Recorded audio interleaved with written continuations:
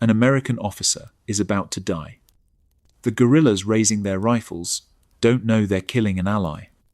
In 60 seconds, Lieutenant Colonel A. Peter Dewey will become the first American to die in Vietnam. But this isn't the Vietnam War, you know. September 26, 1945. Saigon. Dewey's unmarked jeep approaches a Viet Minh checkpoint. The city behind him burns, French colonials massacred in their homes, Vietnamese fighters torching districts, bodies in the streets. He's 29. Office of Strategic Services. Decorated. One of the first Americans in Vietnam after World War II ends. The guerrillas step into the road. Dewey doesn't speak Vietnamese. They don't speak English. In the smoke and chaos, his unmarked jeep could belong to anyone. They assume French. They open fire. Dewey slumps forward. The first American killed in Vietnam. But here's what changes everything. Peter Dewey wasn't there to fight the Viet Minh. He was there to help them. 3 months earlier, American soldiers parachuted into northern Vietnam with weapons and medical supplies. They trained Vietnamese communist fighters against the Japanese occupation. The United States armed and trained the Viet Minh. The man leading them? A communist named Ho Chi Minh. September 2nd, 1945, 24 days before Dewey dies. Hundreds of thousands of Vietnamese pack Hanoi's main square. Ho Chi Minh declares independence. American officers stand beside him on the platform. They salute the Viet Minh flag. One OSS officer, Archimedes Patty, sends an urgent cable to Washington. Ho Chi Minh impresses me as sensible, well-balanced. These people mean business. We will all have to deal with them. 24 days later, Peter Dewey is dead. The weapons that killed him? American weapons, given to the Viet Minh 3 months earlier. So, here's the question nobody asks. How did America go from saluting Ho Chi Minh's flag to fighting him for 20 years? How did we become enemies in less than a month? And why did that decision cost 58,000 American lives and 3 million Vietnamese lives? The answer lies in a war you've never heard of. The war before the war. Before the helicopters and napalm and the fall of Saigon, there was France's war. 9 years. 79,000 French dead. 200,000 Vietnamese dead.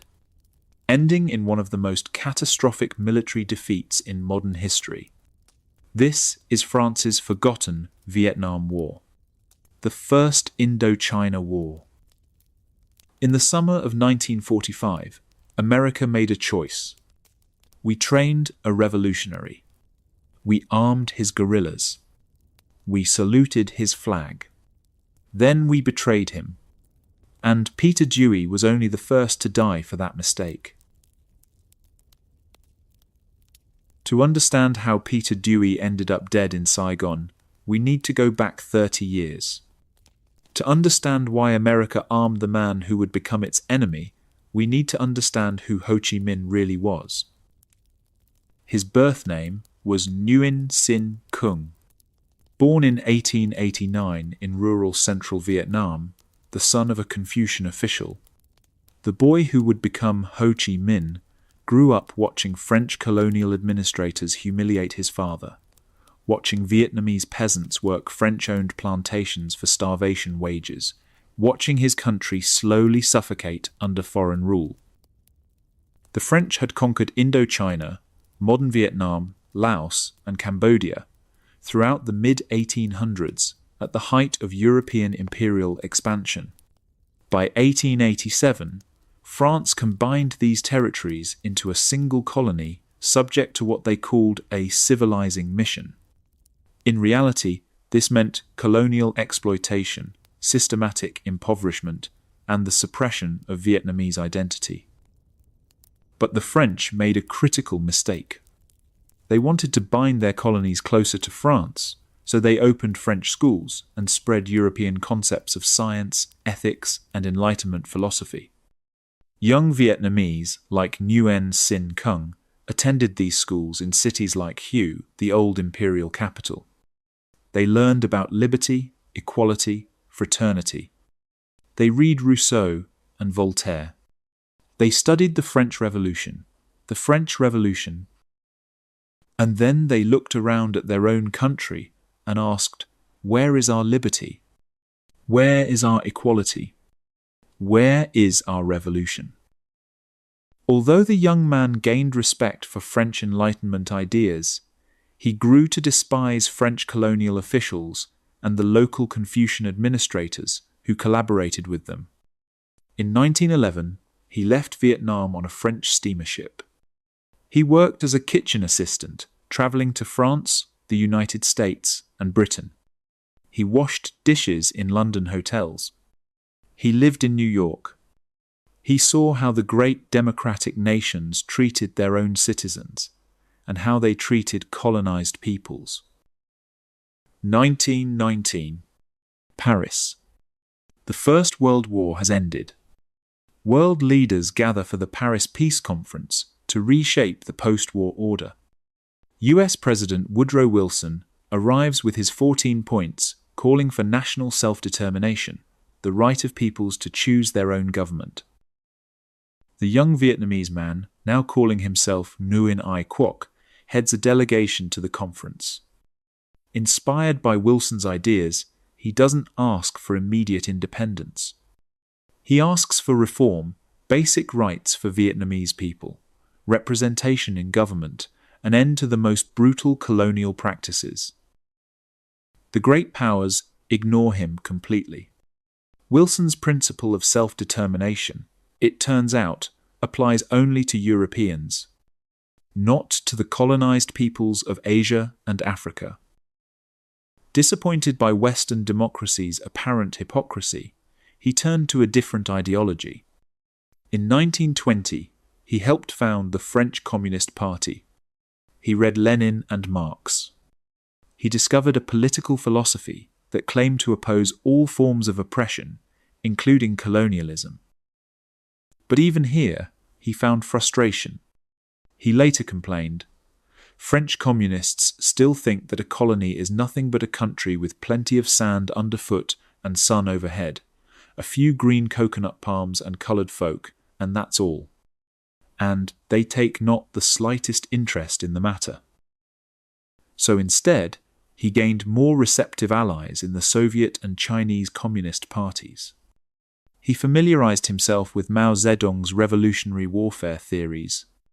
He learned guerrilla tactics, political organization, how to build a revolution from peasant farmers rather than urban workers. Though the relationship wouldn't always be smooth, his belief that Vietnamese peasants could lead a revolution clashed with Soviet ideologues who favored urban proletariat-led uprisings. When he founded the Indo-Chinese Communist Party in 1930, this debate limited the party's expansion. But the party attracted new talent. One recruit stood out, a teacher named Vo Nguyen Giap, who became a self-taught military strategist. By the late 1930s, Nguyen Ai Quoc had adopted a new name, Ho Chi Minh. He had spent nearly 3 decades preparing for revolution. Studying in Moscow, organizing in China, building networks across Vietnam. And then the outbreak of war in 1939 and the fall of France in summer 1940 would provide fresh opportunities. 1940. The French colony of Indochina, today's Vietnam, Laos and Cambodia, suddenly finds itself on the front line of 2 wars, the Second Sino-Japanese War and the Second World War. France falls to Nazi Germany in 6 weeks. The French colonial government in Indochina takes orders from the collaborationist Vichy regime. In September 1940, Japan sees an opportunity. Japanese forces occupy northern Vietnam to cut the Yunnan-Haiphong Railway, a vital supply line for Chinese nationalist forces fighting Japan. Japan forces the Vichy French authorities governing Indochina to provide economic and transit rights. In exchange, France keeps nominal control. Then, in 1941, Japan occupies the entire colony. French authority becomes even more nominal. Now, Vietnamese nationalist Ho Chi Minh returns to Vietnam after 3 decades abroad. He's in his early 50s, a seasoned revolutionary with networks across Asia, but he makes a crucial strategic decision. He softens his Marxist-Leninist ideology in favor of a broader independence movement. In 1941, the Indochinese Communist Party is absorbed into a larger organization, the League for the Independence of Vietnam, the Viet Minh. Its goal is to get all parts of Vietnamese society to resist both the Japanese occupation and French colonialism. The Viet Minh's message is simple and inclusive. Rich people, soldiers, workers, peasants, intellectuals, employees, traders, youth, and women who warmly love your country. As one in mind and strength, we shall overthrow the Japanese and French and their jackals, in order to save people from the situation between boiling water and burning heat. Notice what's missing. No mention of communism. No talk of class struggle. Just national liberation. The Viet Minh conduct a limited guerrilla campaign against the Japanese, but they lack experience. Most fighters are peasants with no military training. They have few weapons, little ammunition, no coordination. When the United States joins the war in 1941, Ho Chi Minh has high hopes for President Roosevelt's anti-imperial discourse. He pledges the Viet Minh to the Allied powers and tries to contact US intelligence in China. At first, though, there's little cooperation. The situation changes in March 1945, when Japan overthrows the Vichy French administration and arrests French troops. Now the Americans need local allies who know the terrain. The United States sends an Office of Strategic Services team to Vietnam in July 1945. They train and arm the Viet Minh. American instructors teach basic military tactics, ambushes, reconnaissance, weapons handling. The training is pragmatic on both sides. Americans need intelligence against Japan. The Viet Minh need weapons and international legitimacy. But there's another reason the Viet Minh gain popular support in the North: their response to catastrophe.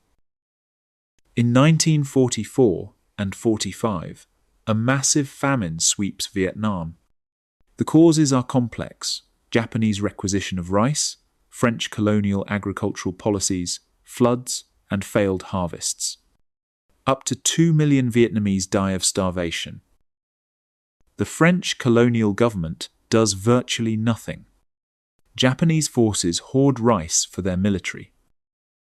The Viet Minh, despite being an underground resistance movement, organize food distribution. They raid Japanese rice warehouses and distribute supplies to starving villagers. They protect peasants from forced requisition. This is how you win a population. Not through ideology. Through showing up when people are dying and actually helping them.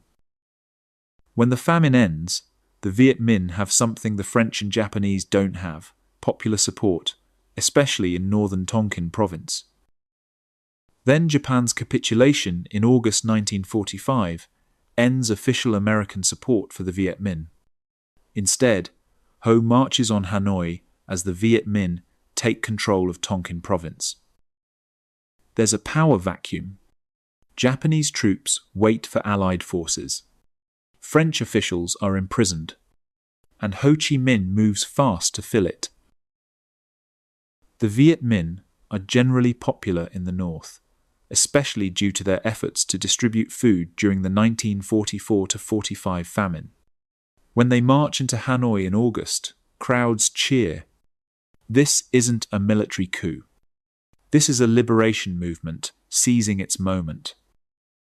Ho Chi Minh's revolution culminates in announcing Vietnamese independence on September 2nd.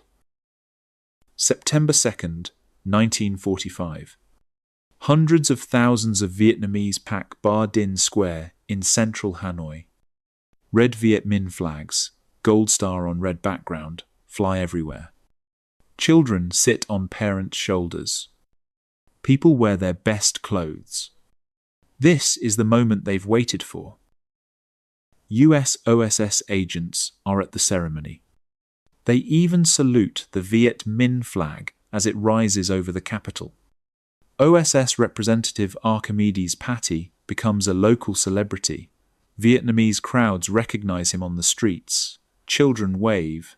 People thank him for America's support. Ho Chi Minh steps to the microphone. He's a thin man in his 50s with a wispy beard, wearing a simple khaki suit. He looks more like a village school teacher than a revolutionary leader. And then he quotes the American Declaration of Independence, word for word. All men are created equal. They are endowed by their Creator with certain unalienable rights. Among these are life, liberty, and the pursuit of happiness.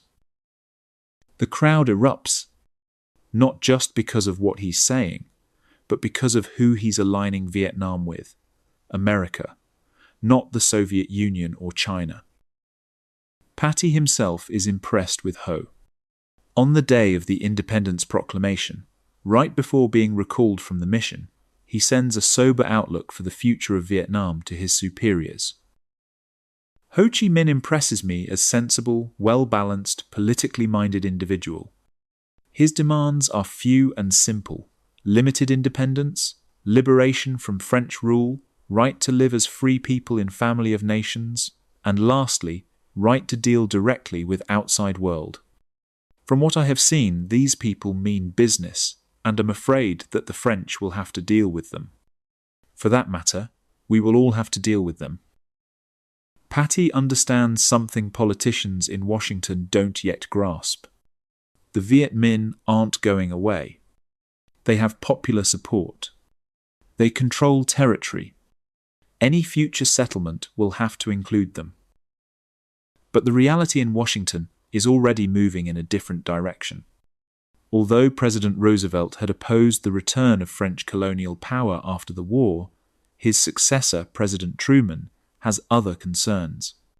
He is sympathetic to Vietnamese nationalism, but he also wants a restored France as a reliable ally against the Soviet Union in Europe. Ho sends letters to Truman asking for recognition of Vietnamese independence. State Department officials prevent their delivery. The letters never reach the president's desk. Instead, the United States announces it is not against French sovereignty in Indochina, but will not intervene to restore it. This sounds neutral. It isn't. By refusing to oppose French sovereignty, America is tacitly supporting France's return. The United States does participate in the post-war division of Vietnam into two zones. Despite the ongoing Chinese Civil War, nationalist China is assigned to occupy the north and accept the Japanese surrender there. The British are to occupy the south. This division will have profound consequences. In the north, Ho's provisional government will try to consolidate power under Chinese occupation.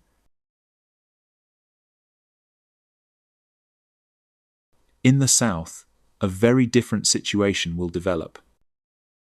A situation that will lead directly to Peter Dewey's death 3 weeks later. Meanwhile, Ho's provisional government spreads its influence across northern Vietnam. Though the Chinese occupation, which includes widespread looting by nationalist Chinese troops, limits his power base in Tonkin. The Chinese troops are deeply unpopular. They requisition food, steal property, and treat Vietnamese people with contempt. This actually helps Ho Chi Minh politically.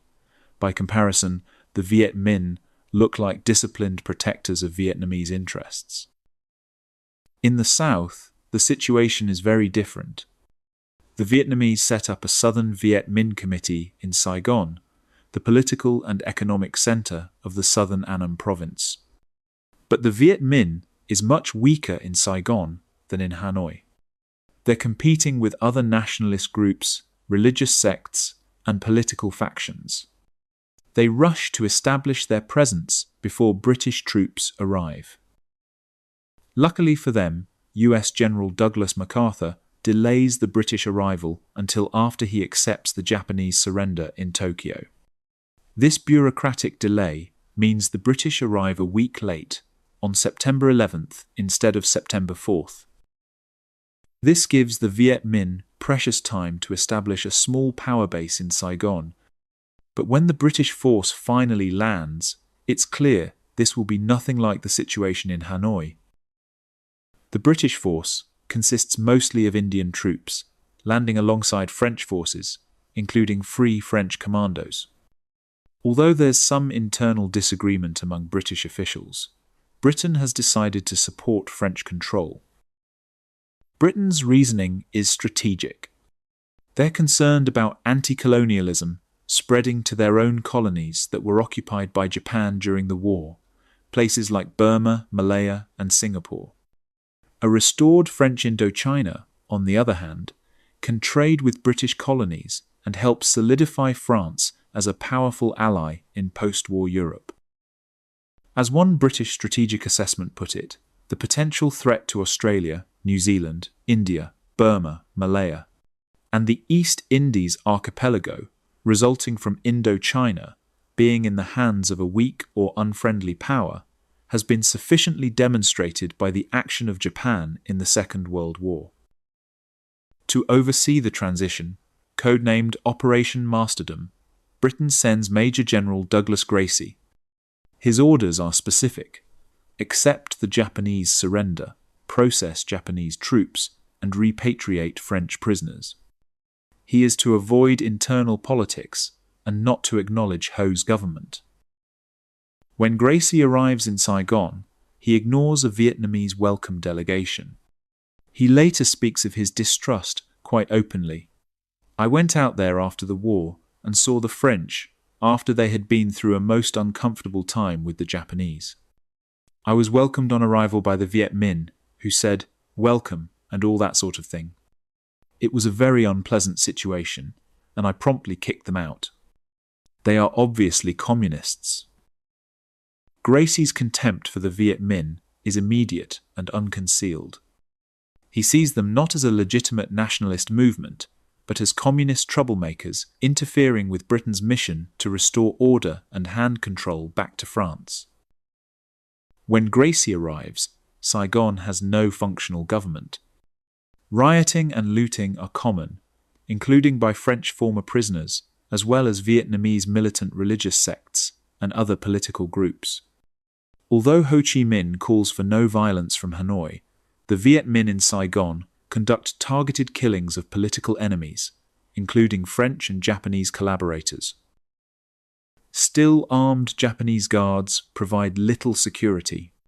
French residents demand Gracie restore their position and privileges. Gracie generally sides with the French, though he encourages them to soften their rule and treat Vietnamese with more respect. But he only has 1,300 troops to process 70,000 Japanese soldiers. Security concerns in Saigon mean he needs more manpower immediately. So he makes a fateful decision. He arms French prisoners and brings Japanese guards into a scratch security force. British reinforcements are on the way, but will take weeks to arrive in full strength. In the meantime, Gracie's actions clash with his own superior, Lord Louis Mountbatten, as well as US OSS Representative Peter Dewey, who is much more critical of a French return. Gracie's response? He declares Peter Dewey persona non grata, essentially kicking the American representative out of his area of operations. The stage is set for disaster. September 1945. Saigon is a powder keg. Major General Douglas Gracie surveys the chaos from his headquarters. The city that was once the jewel of French Indochina is now a tinderbox of competing factions, armed groups, and barely contained violence. Gracie is a career British officer, experienced in colonial administration. He's served in India, fought in Burma. He knows how to maintain order in restive territories. And from his perspective, the Viet Minh are just another group of communist agitators who need to be put in their place.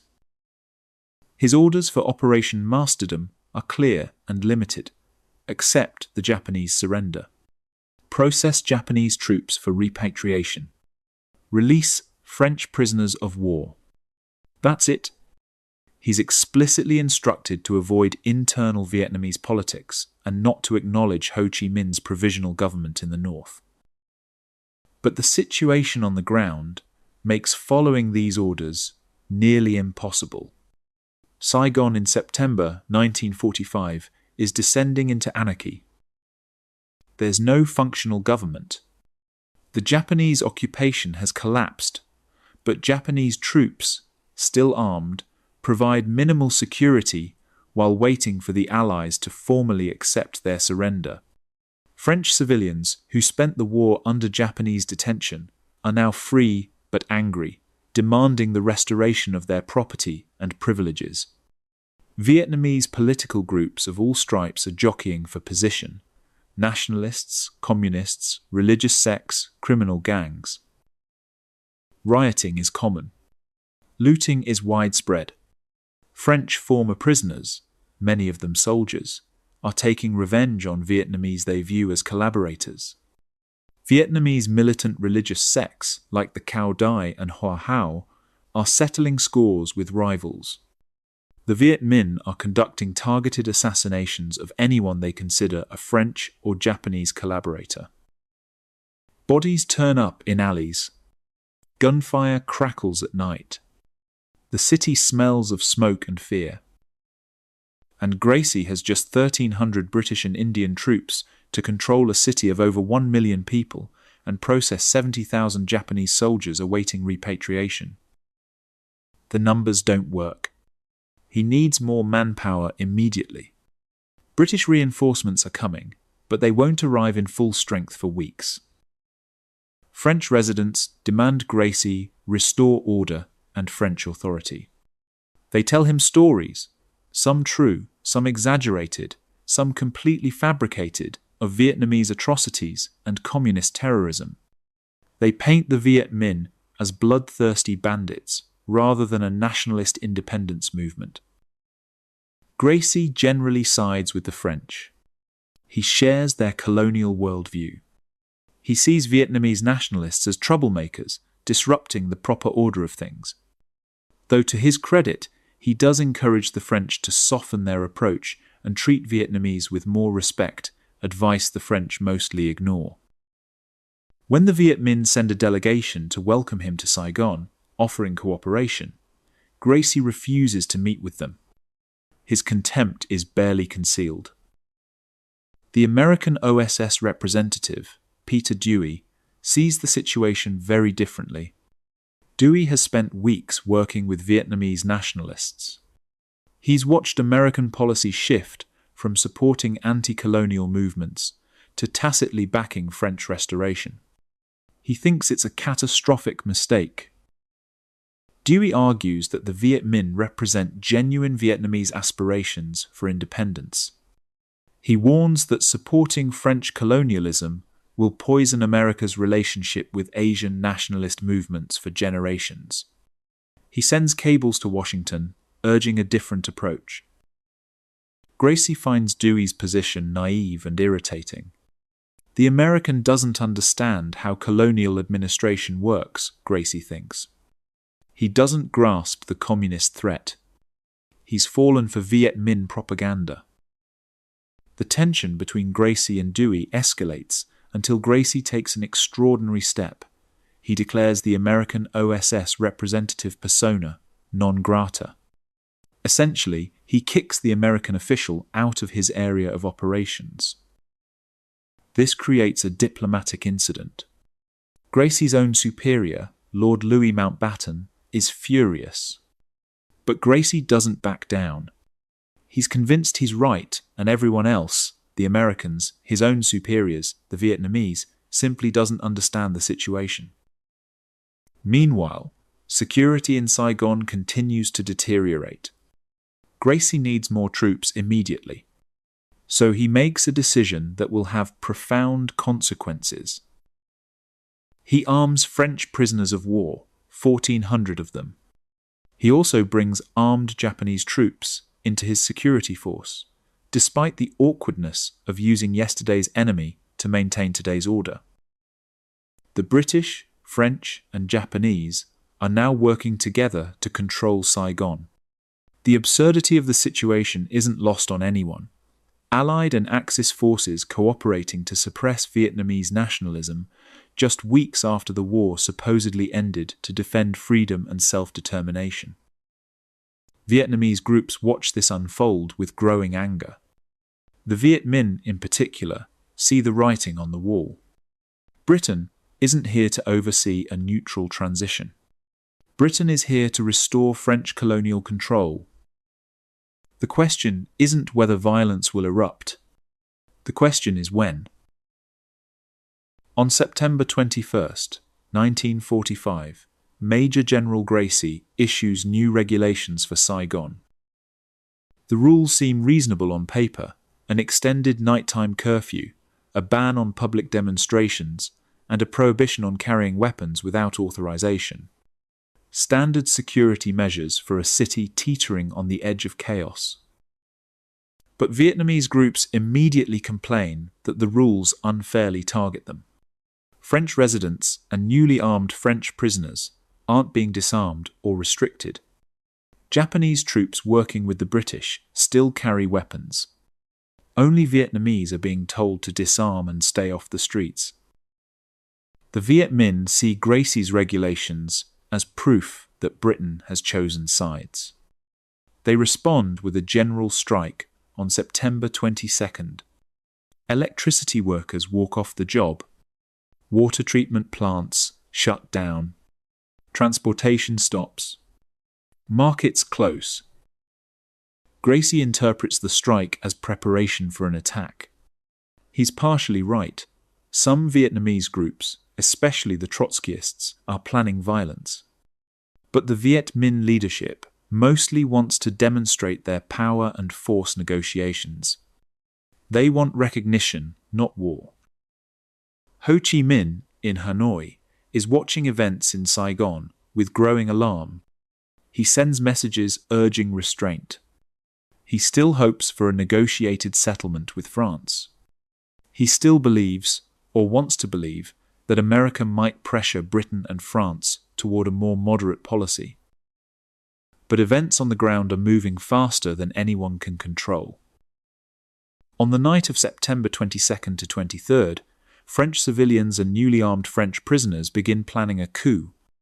They're encouraged by Gracie's clearly pro-French stance. Some British officers are aware of the planning. Gracie himself may have given tacit approval, though this remains disputed by historians.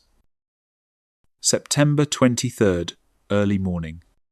1,400 armed French prisoners and French civilians launch their coup. They move through Saigon, seizing key government buildings, police stations, and communications facilities. The operation is swift and well coordinated. Vietnamese officials arrive at their offices to find French troops already in control. The tricolour flag of France rises over buildings where the Viet Minh flag had flown just hours before. In the struggle, 2 Frenchmen are killed. Many Vietnamese civilians are beaten in the streets. French troops rough up anyone they suspect of Viet Minh sympathies.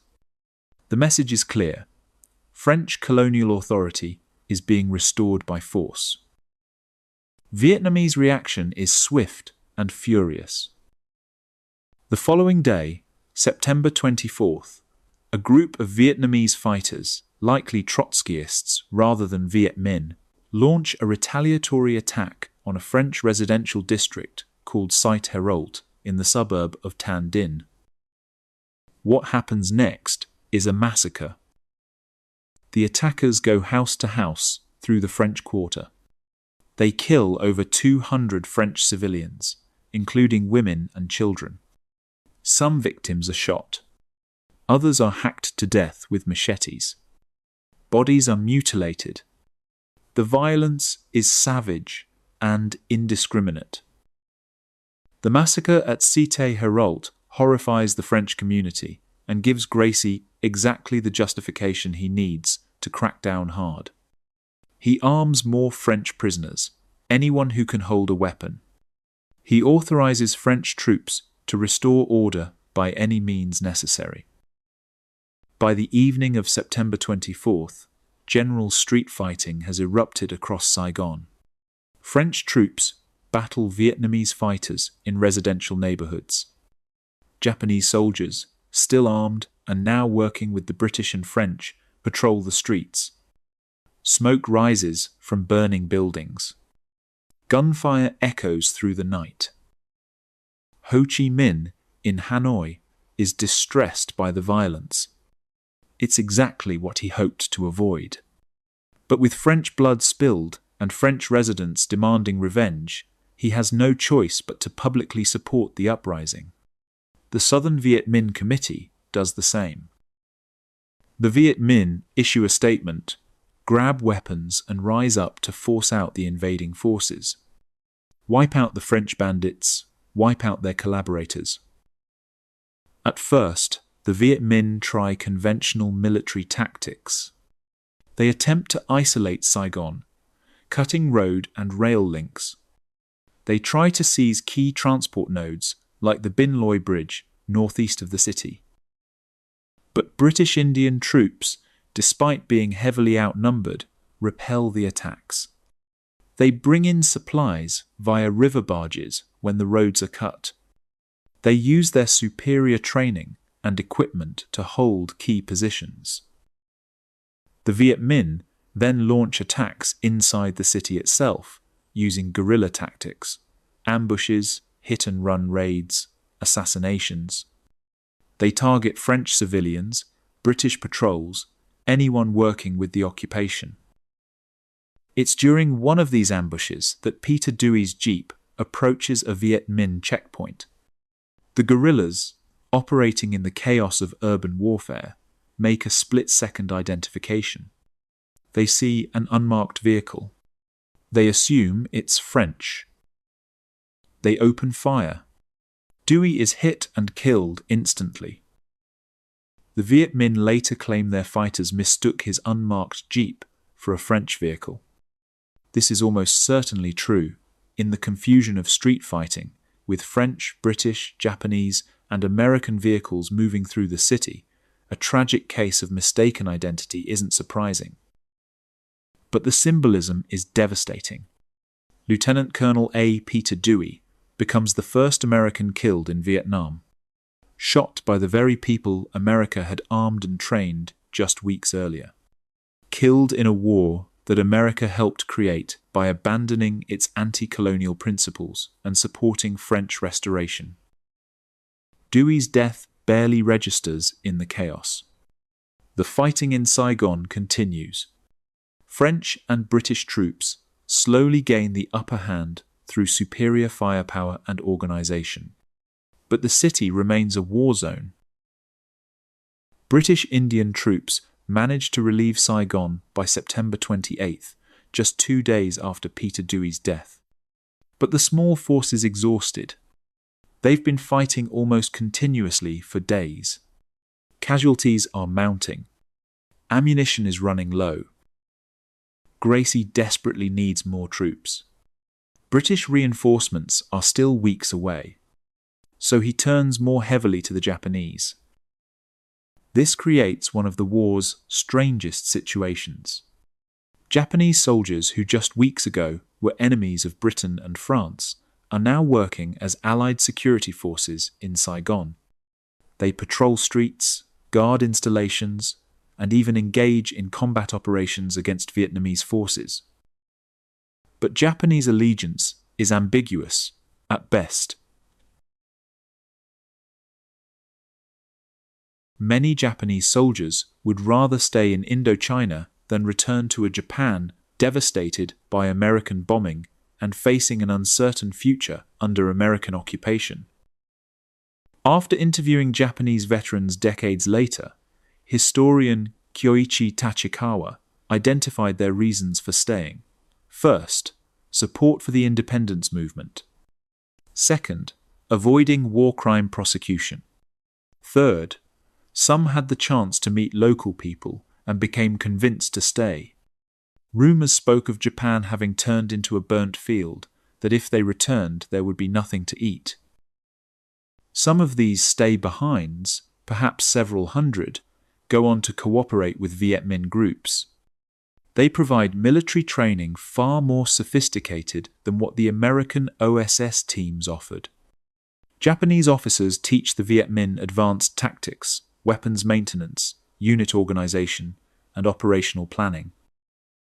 One Japanese lieutenant later recalled, "I taught them everything I learned in the Imperial Army. How to move through jungle at night. How to coordinate attacks across multiple units. How to plan operations against a superior enemy. They were eager students." This creates an absurd situation. Some Japanese troops work with the British and French to suppress Vietnamese nationalism. Other Japanese troops train Vietnamese nationalists to fight the British and French. Yesterday's unified Imperial Japanese Army is now fighting on both sides of a colonial war. The Japanese commander in Saigon is reportedly angry at his troops' behavior, but has little control. Discipline has collapsed. The war is over. Men make their own choices. Even so, Japanese troops prove instrumental in British operations. On several occasions, they rescue French prisoners from Viet Minh captivity. They help secure key roads and bridges. They provide the manpower Gracie desperately needs until British reinforcements arrive. From October 1st to 10th, there's a brief ceasefire while both sides regroup. The pause ends when Viet Minh forces ambush a British Indian patrol. The fighting resumes immediately. But the ceasefire has given the Allies time to bring in reinforcements. Professional French troops under General Philippe Leclerc arrive from France. These aren't former prisoners or colonial militia. These are regular French army units with proper equipment, training, and leadership. On October 12th, British Indian troops finally secure Saigon's airport after days of fighting. With the airport secure and Saigon mostly under control, the British-French-Japanese force prepares to go on the offensive. Their objective is an area northeast of Saigon called the Triangle, a region between three towns where Viet Minh forces have concentrated. In this zone, the plan is to concentrate, disarm, and process Japanese troops for repatriation. But first, they need to clear out the Viet Minh. The objective is simple: secure the Triangle. The execution is brutal. From October 23rd to 25th, British 100th Brigade clears out 3 towns in the Triangle region of Viet Minh forces. The fighting is house to house in some areas, with British Indian troops using overwhelming firepower to compensate for limited numbers. Once the towns are secure, the British begin processing Japanese prisoners for repatriation. Thousands of Japanese soldiers are concentrated, disarmed, and prepared for transport back to Japan. On October 24th, French troops secure towns to Saigon's southwest. Meanwhile, British troops conduct anti-Viet Minh operations in Saigon itself. In one controversial action, they burn down much of Saigon's commercial district, the Chinese Quarter, claiming it harbors Viet Minh fighters and sympathizers. The fire destroys hundreds of businesses and leaves thousands of Chinese and Vietnamese residents homeless. Whether the Viet Minh were actually operating from the area in significant numbers remains disputed. On October 29th, British-led forces in the Triangle are reorganized into a mobile column called Gate Force. It's an armored car unit that now includes 500 Japanese infantry. Gate Force moves east to preempt further Viet Minh attacks. Another British force, nicknamed Clarkol, heads northwest in conjunction with French troops. French armour simultaneously pushes into the Mekong Delta south of Saigon. At Xuan Loc, about 40 kilometers east of Saigon, Gate Force encounters significant Viet Minh forces in a rubber plantation. The battle that follows reveals how much the Viet Minh still have to learn about conventional warfare. The British use armoured cars to devastating effect, their mounted machine guns cutting down exposed Viet Minh fighters. At night, the Japanese troops launch a banzai attack, a massed infantry charge that's suicidal against prepared positions but psychologically terrifying. Remarkably, the Viet Minh respond with their own banzai-style attack. Perhaps they learned this from Japanese advisors. Perhaps they simply believe that courage and revolutionary fervour can overcome superior firepower. They're wrong. The two forces clash in hand-to-hand combat in the darkness of the rubber plantation.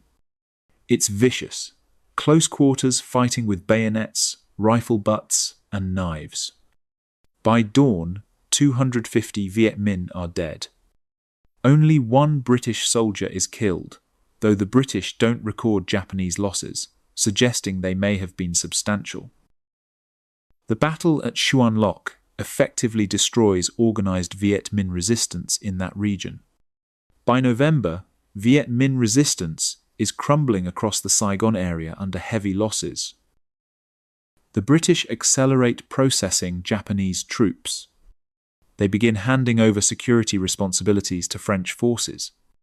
The French struggle against a resurgent Viet Minh in the Central Highlands, but around Saigon, French control is being re-established. On November 30th, Gracie formally accepts the Japanese surrender. By late December, British troops start leaving Indochina. In early 1946, the British feel they have successfully restored French sovereignty in southern Vietnam. Operation Martyrdom is complete. Japanese troops have been processed and repatriated. French prisoners have been freed. French colonial authority has been restored. Mission accomplished. Or so it seems. The British military operation in Saigon from September to December 1945 is, by conventional measures, a success. They achieved their objectives with relatively low casualties. They transferred power to France as planned. They left. But it raised a question that would haunt the French for the next 9 years. If the British could defeat the Viet Minh in 1945, why couldn't France? And, later, why couldn't the much more powerful United States? The answer lies in understanding what made the British operation different. First, the Viet Minh in 1945 were nowhere near as sophisticated as they would become in the 1950s. There was internal division between Northerners and Southerners. The Viet Minh was only one of several nationalist groups competing in Saigon, including Trotskyists, religious sects, and other factions.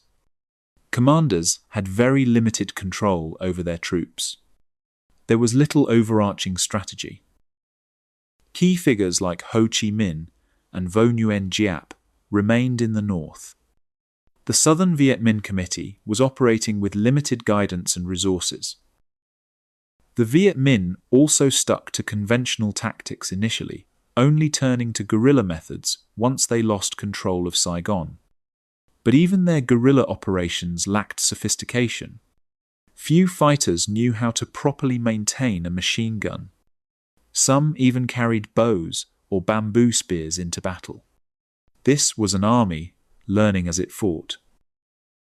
In contrast, British Indian and Gurkha troops had extensive recent combat experience. Many had fought in the brutal Burma campaign. Others had served on the violent northwestern Indian frontier, where they dealt with tribal insurgencies. These were professional soldiers who understood counterinsurgency. British commanders attacked with caution, always keeping open a line of retreat. They used overwhelming firepower when engaged. They didn't overextend their supply lines. They maintained discipline. Despite some disobedience, Japanese troops contributed greatly to British operations. Critically, Japanese forces did not oppose the British in an organized manner. If Japanese troops had actively resisted the British occupation while simultaneously supporting the Viet Minh, the outcome might have been very different. But the most important factor was this: British goals in Vietnam were extremely limited and clearly defined. Accept the Japanese surrender. Process Japanese troops. Hand control to the French. Leave. There was no mission to pacify the entire country. No goal of winning hearts and minds. No attempt to create a stable, pro-British Vietnamese government. The British knew exactly what success looked like, and they knew when they had achieved it. France would make the opposite mistake. And 20 years later, so would America. They would fight open-ended wars with unlimited objectives against an enemy they consistently underestimated. But in late 1945, those disasters still lay in the future. For now, the British were packing up to leave. And in the north, a very different situation was developing. While Saigon burned, northern Vietnam told a different story. The Chinese nationalist occupation of Tonkin province was, if anything, worse than Japanese rule had been. Chinese troops looted systematically. They requisitioned rice, stole property, and treated Vietnamese civilians with open contempt. Officers grew rich from corruption. Soldiers took what they wanted. But the chaos actually helped Ho Chi Minh politically. By comparison with the Chinese, the Viet Minh looked like disciplined protectors of Vietnamese interests. They maintained order in areas under their control. They didn't loot. They paid for supplies when they could. They presented themselves as a legitimate Vietnamese government, not an occupying army. The Vietnamese people, especially in the south, were hesitant to support a new war. They had just endured 5 years of Japanese occupation. They had survived the catastrophic famine of 1944 to 45. Many, including Ho Chi Minh himself, still hoped France would negotiate a liberal settlement and a roadmap to independence. But by early 1946, it was clear that hope was fading fast. In the north, the Chinese Civil War was intensifying. Chiang Kai-shek's nationalist government needed to concentrate forces in China proper. The occupation of northern Vietnam drained resources. So the Chinese nationalists changed their policy and cut a deal with France. They would allow the French to return if France entered talks with Ho. In March 1946, the French government demanded to take over occupation duties in the north. The Chinese occupation forces were deeply unpopular in northern Vietnam, and Ho Chi Minh agreed to a deal. The agreement was straightforward on paper. Ho would withdraw his 15,000 Viet Minh troops from Hanoi. In exchange, France would recognize his republic and hold a referendum on Indochina's future. Soon after, France recognized Ho's Vietnamese Republic, but only as a free state within the new French Union, a single political entity incorporating the colonies. This was not the full independence the Viet Minh wanted. This was autonomy within a larger French-controlled structure.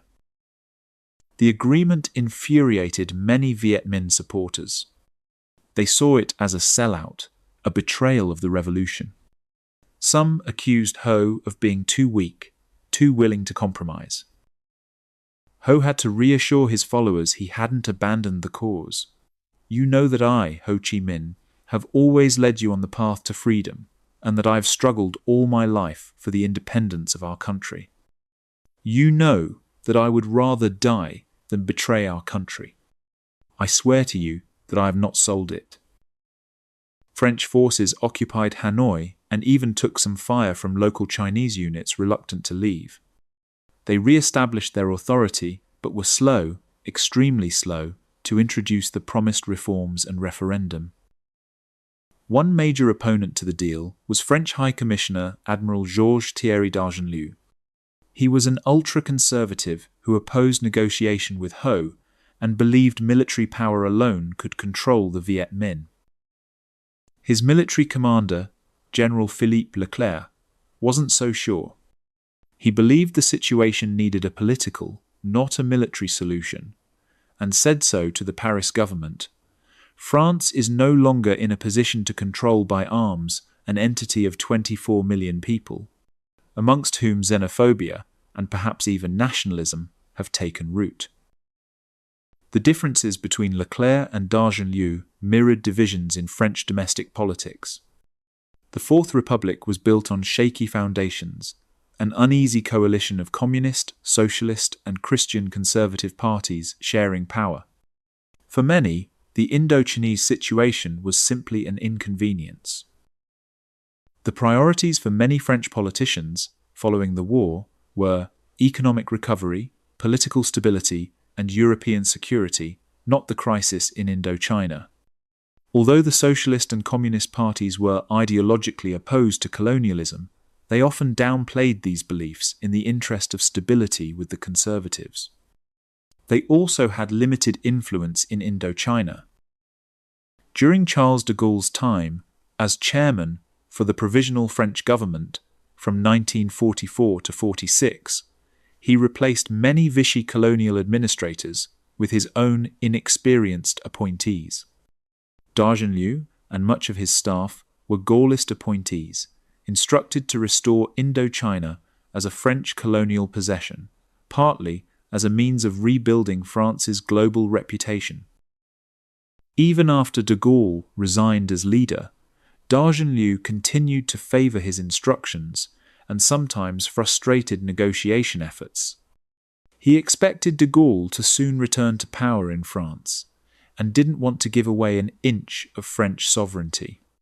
"I can assure you that if General de Gaulle were still Prime Minister of France, Ho Chi Minh would not get away with such impertinence. He would be obliged to keep his place." D'Argenlieu added to tensions when he stated the former agreement with Ho did not apply to the southern province of Cochinchina. Instead, he announced the creation of an autonomous Cochinchinese republic in southern Vietnam under Bao Dai. Once again, Bao Dai's authority existed more on paper than in practice. D'Argenlieu's combative nature, as well as increasing Viet Minh dissatisfaction with the deal, led to more violence. In November 1946, fighting broke out in Haiphong, the northern port city.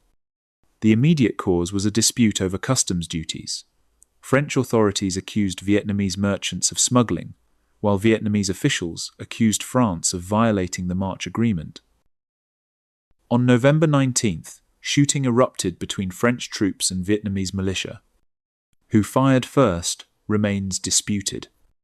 What matters is what happened next.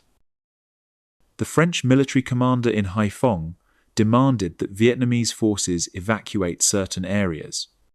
When they refused, he requested and received permission from High Commissioner d'Argenlieu to use force. On November 23rd, the French bombarded the port. French warships in the harbour opened fire on Vietnamese neighbourhoods. French artillery shelled residential areas. Some claims suggest up to 6,000 civilians were killed, though the true number likely falls between 1,000 and 3,000.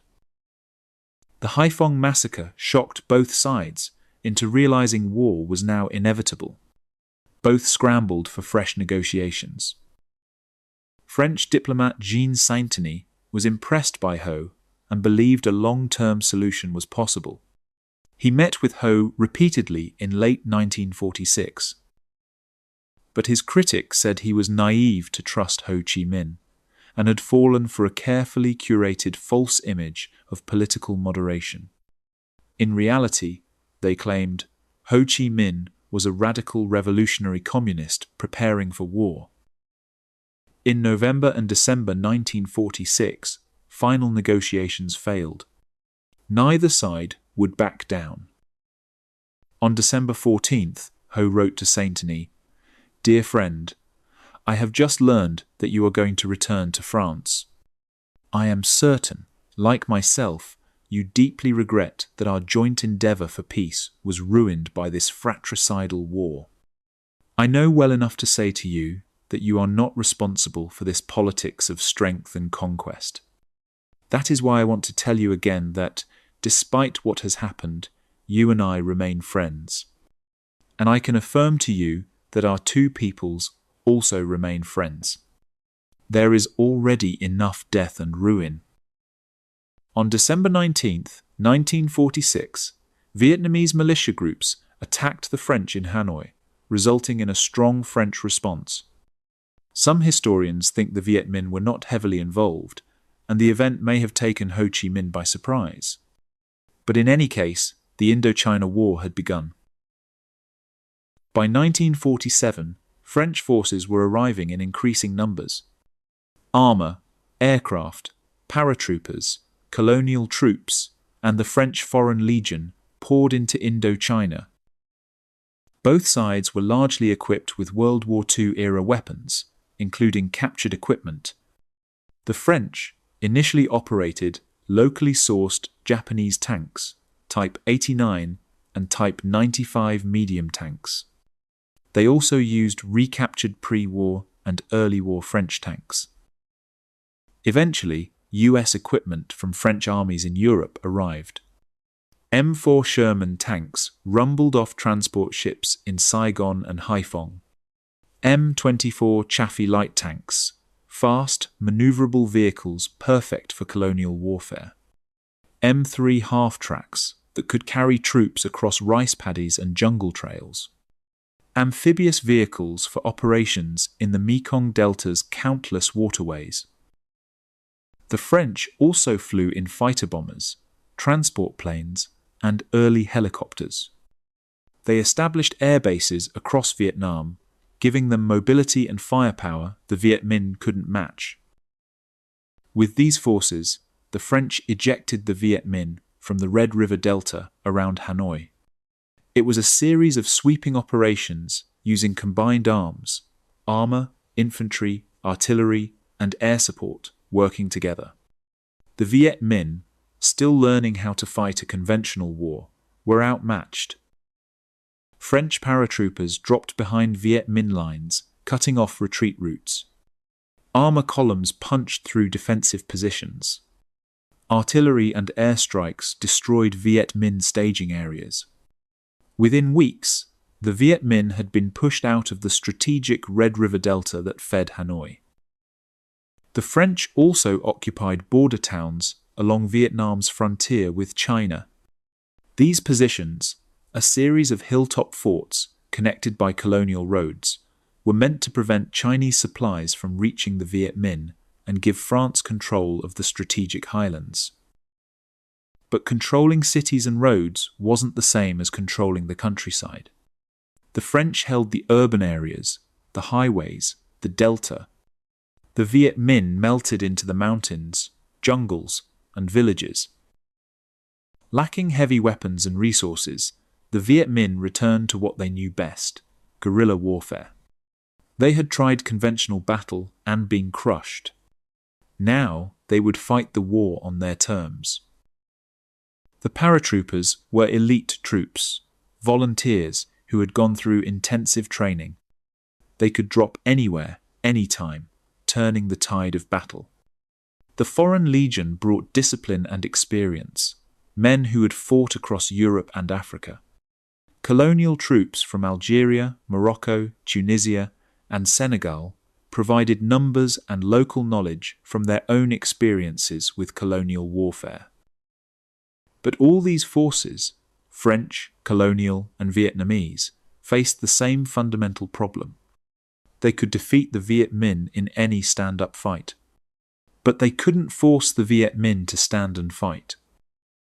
Every time the French cleared an area, the Viet Minh simply disappeared. Then, once the French troops moved on to the next operation, the Viet Minh filtered back. They reasserted control over villages, collected taxes, recruited fighters, and prepared the next ambush. The French found themselves in a frustrating cycle.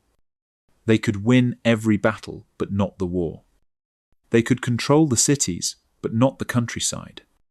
They could kill Viet Minh fighters, but not destroy the movement. Still, in 1947, French commanders were confident. They had superior weapons, training, and equipment. They controlled all major population centers. The Viet Minh had been driven into the wilderness.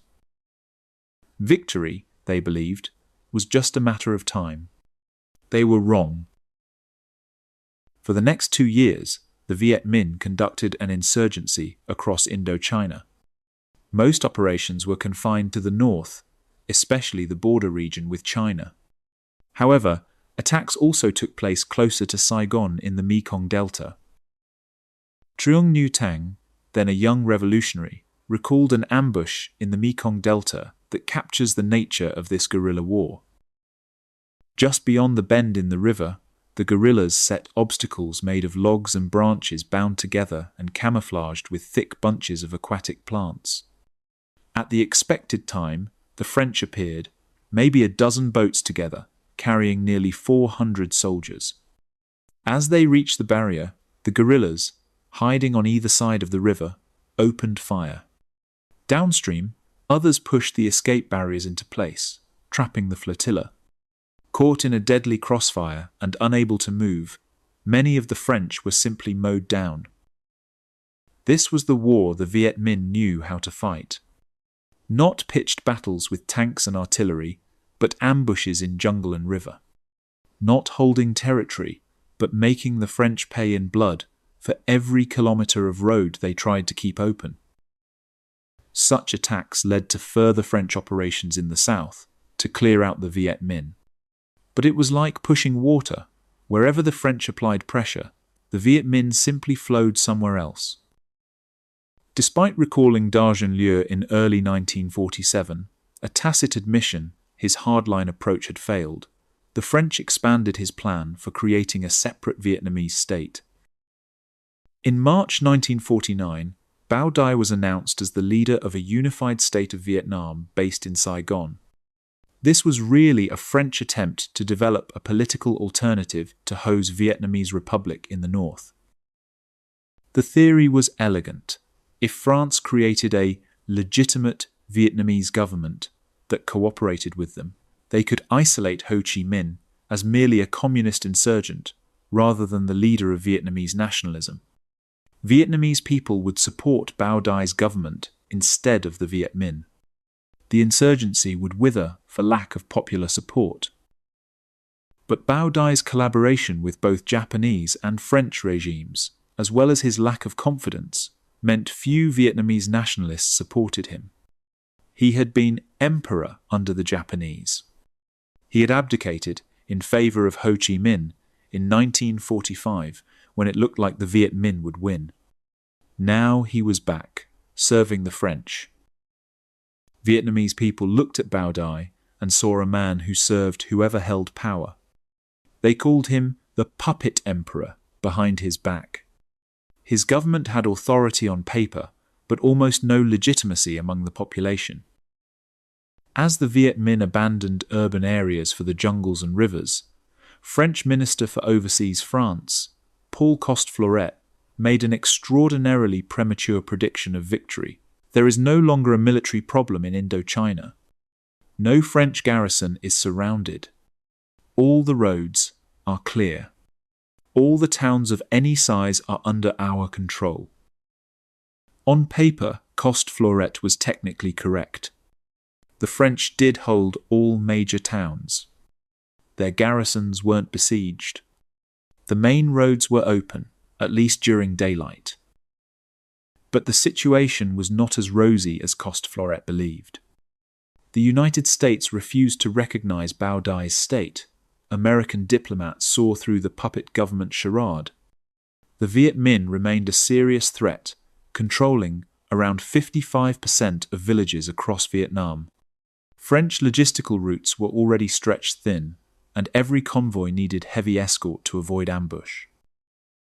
The French found themselves in an impossible situation. They needed more troops to secure the countryside. But the war was unpopular in France, and they couldn't send conscripts to fight in an undeclared colonial war. So they relied on volunteers, the Foreign Legion, and colonial troops. Meanwhile, the Viet Minh were learning. Every ambush taught them something about French tactics. Every captured weapon improved their arsenal. Every recruit brought knowledge, former French colonial soldiers who knew French military procedures, educated youth who could read French tactical manuals, village elders who knew the terrain better than any map. But the Viet Minh still lacked heavy weapons. They had rifles, machine guns, mortars, infantry weapons. They had no artillery, no armor, no air force. They couldn't stand against a determined French assault backed by tanks and planes. And Viet Minh fortunes were about to change dramatically. Because in 1949, the Chinese Civil War ended. Mao Zedong's communist forces defeated Chiang Kai-shek's nationalists. The nationalist government fled to Taiwan. The People's Republic of China was born.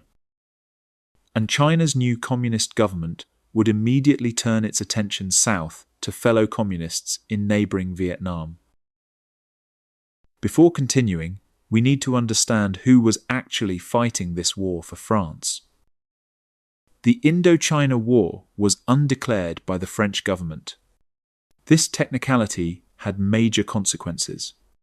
French conscripts, young men serving mandatory military service, could not legally be sent to fight in an undeclared colonial war. Almost all French European soldiers in Indochina were volunteers. As a result, they made up only about half of the overall French force, although they did the bulk of the fighting in the most dangerous operations: paratrooper drops, armoured assaults, special operations. As well as French volunteers, the Foreign Legion formed a significant part of the force. Germans, Hungarians, Yugoslavs, and Spanish made up large contingents of the Legion. However, rumours that much of the Legion consisted of ex-SS men fleeing war crimes, prosecution, were likely exaggerated. The remainder of the force was colonial troops and local Vietnamese, especially those from ethnic and religious minorities. Montagnard tribesmen from the Central Highlands, Catholic Vietnamese from the north, Cao Dai, and Hoa Hao religious sect members from the south. By 1953, 160,000 Vietnamese would serve with the French forces. Studies later showed mixed French-Vietnamese units often outperformed solely European units, partly thanks to the Vietnamese troops' local knowledge. They knew the language, the terrain, the people. They could tell a villager from a guerrilla. They could navigate rice paddies and jungle trails that looked identical to European eyes. North African colonial troops, Algerians, Moroccans, Tunisians, also served in large numbers. Ironically, many would return home to lead independence movements against France in their own countries within a decade. This was the French Expeditionary Corps in Indochina, an army of volunteers, professional soldiers, and colonized peoples, fighting a war most French citizens knew little about. An army about to face an enemy with powerful new backing from China. In 1949, the Chinese Civil War resulted in a communist victory. Mao Zedong's People's Liberation Army defeated Chiang Kai-shek's nationalist forces after more than 2 decades of conflict. The nationalists fled to Taiwan. On October 1st, 1949, Mao proclaimed the People's Republic of China in Beijing. Almost immediately, the Chinese Communist Party contacted the Viet Minh. Initially, they seemed to have much in common. Both groups had their roots in the rural peasant population rather than urban workers. Both had fought guerrilla wars against superior enemies. Both subscribed to communist ideology adapted to Asian conditions rather than rigid Soviet orthodoxy. For China, helping Ho Chi Minh made strategic sense. A friendly communist government in Vietnam would shore up China's southern border. It would prevent hostile foreign powers, whether France or potentially the United States, from establishing military bases on China's doorstep. It would also demonstrate China's leadership of Asian communist movements and boost Chinese prestige in the communist world.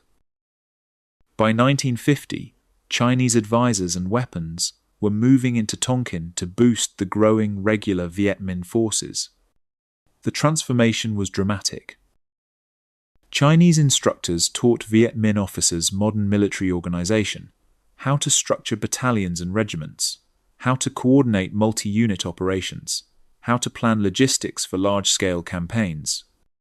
They brought tactical expertise from their victory over the nationalists, how to concentrate forces for decisive attacks, how to exploit enemy weaknesses, when to fight and when to retreat. Most importantly, China provided heavy weapons the Viet Minh desperately needed. Artillery pieces that could match French guns, mortars for indirect fire support, anti-aircraft weapons to challenge French air superiority, modern rifles and machine guns to replace the motley collection of captured weapons and obsolete firearms the Viet Minh had been using. Chinese supply convoys moved across the border into Vietnam, carrying ammunition, medical supplies, radios, uniforms, boots. The material support was substantial, but the psychological impact was even greater. The Viet Minh were no longer isolated guerrillas fighting alone. They had the backing of the world's most populous nation, a communist government that had just won one of history's largest civil wars.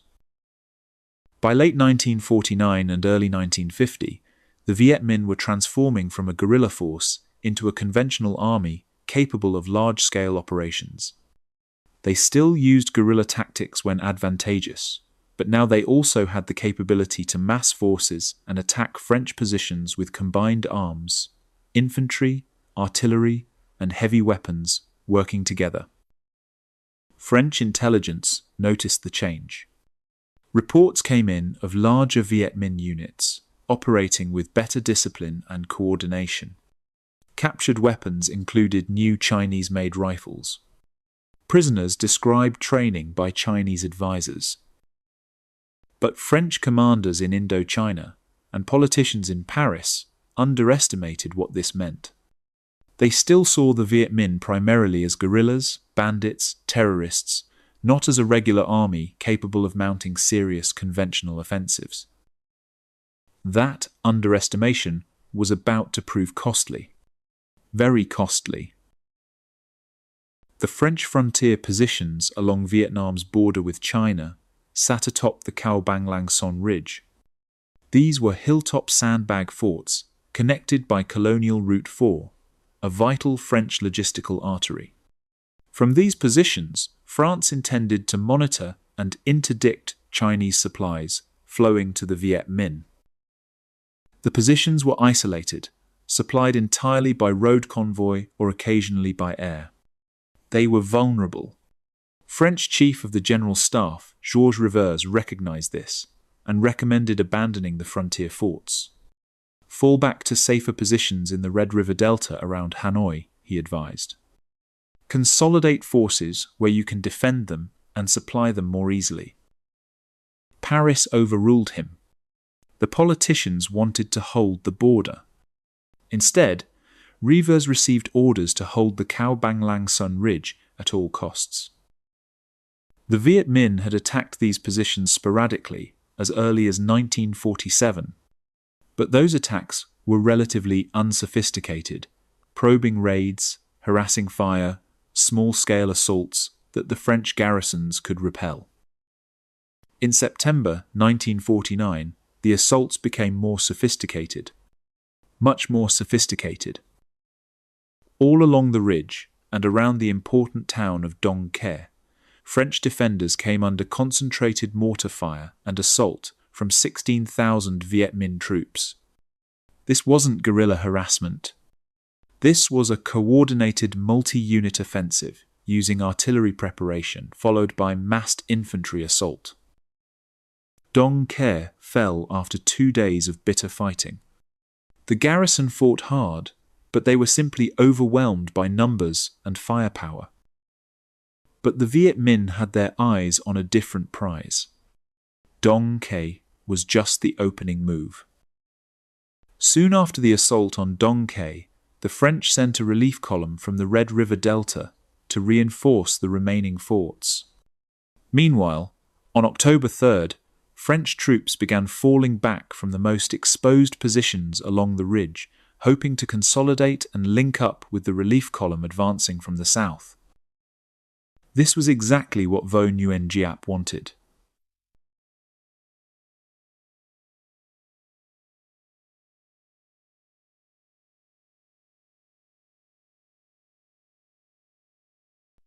The French abandoning their fortified hilltop positions. French columns moving through difficult terrain on narrow jungle roads. Perfect ambush conditions. Now, outside their fortified positions, the French were vulnerable to Viet Minh ambush at every bend in the road, every defile, every river crossing. Despite French air support, fighters and bombers trying to spot and suppress Viet Minh positions, Giap's troops surrounded 8 French battalions. The fighting was desperate.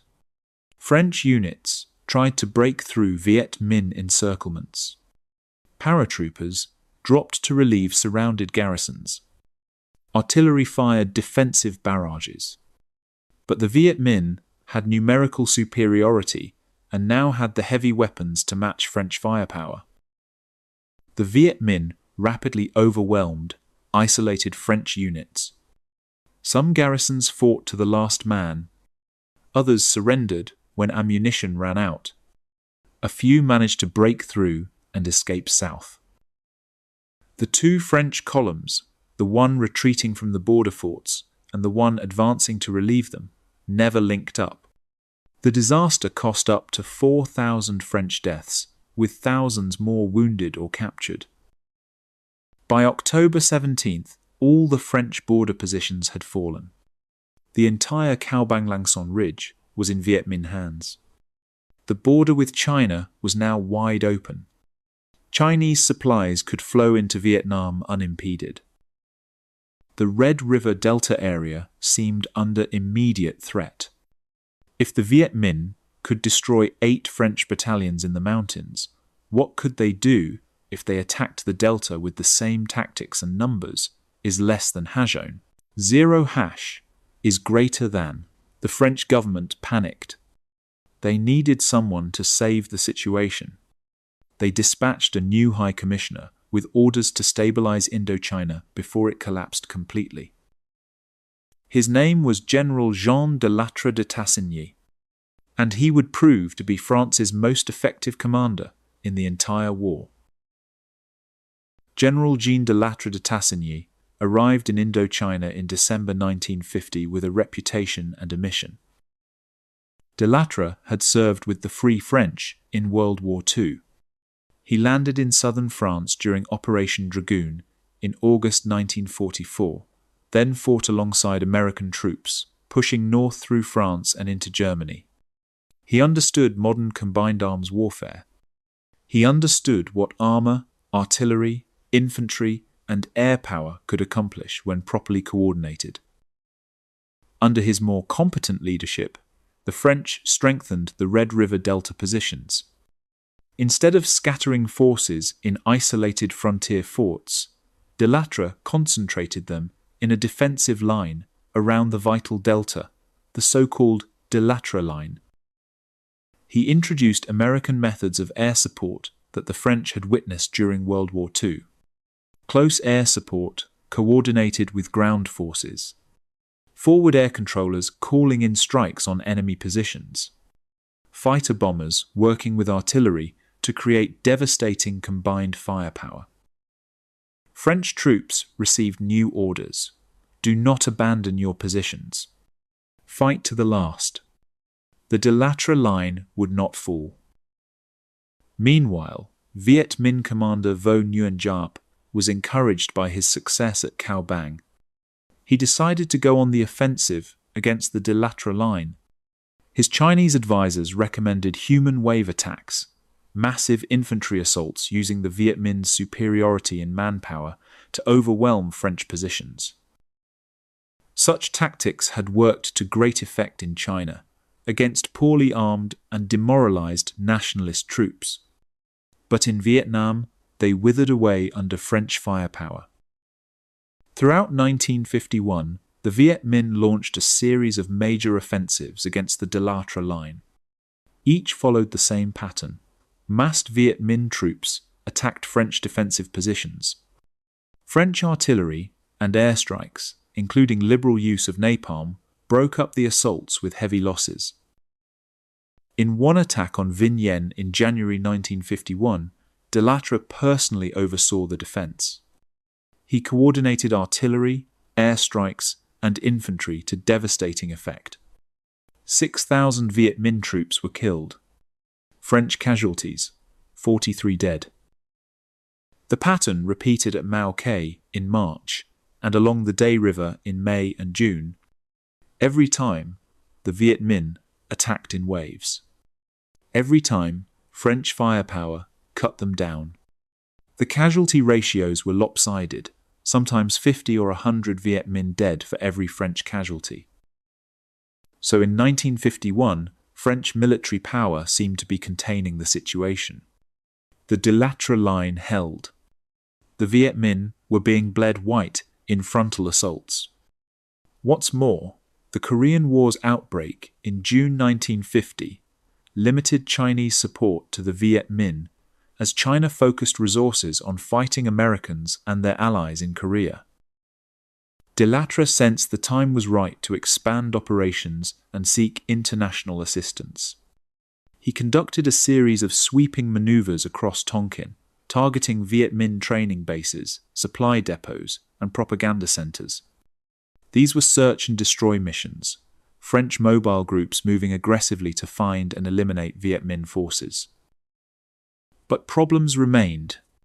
First, de Lattre received only mild support from Paris.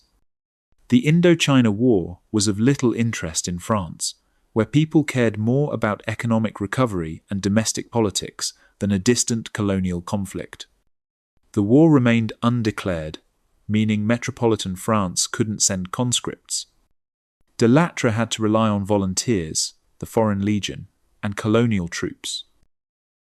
De Lattre also looked for international support, particularly from the United States.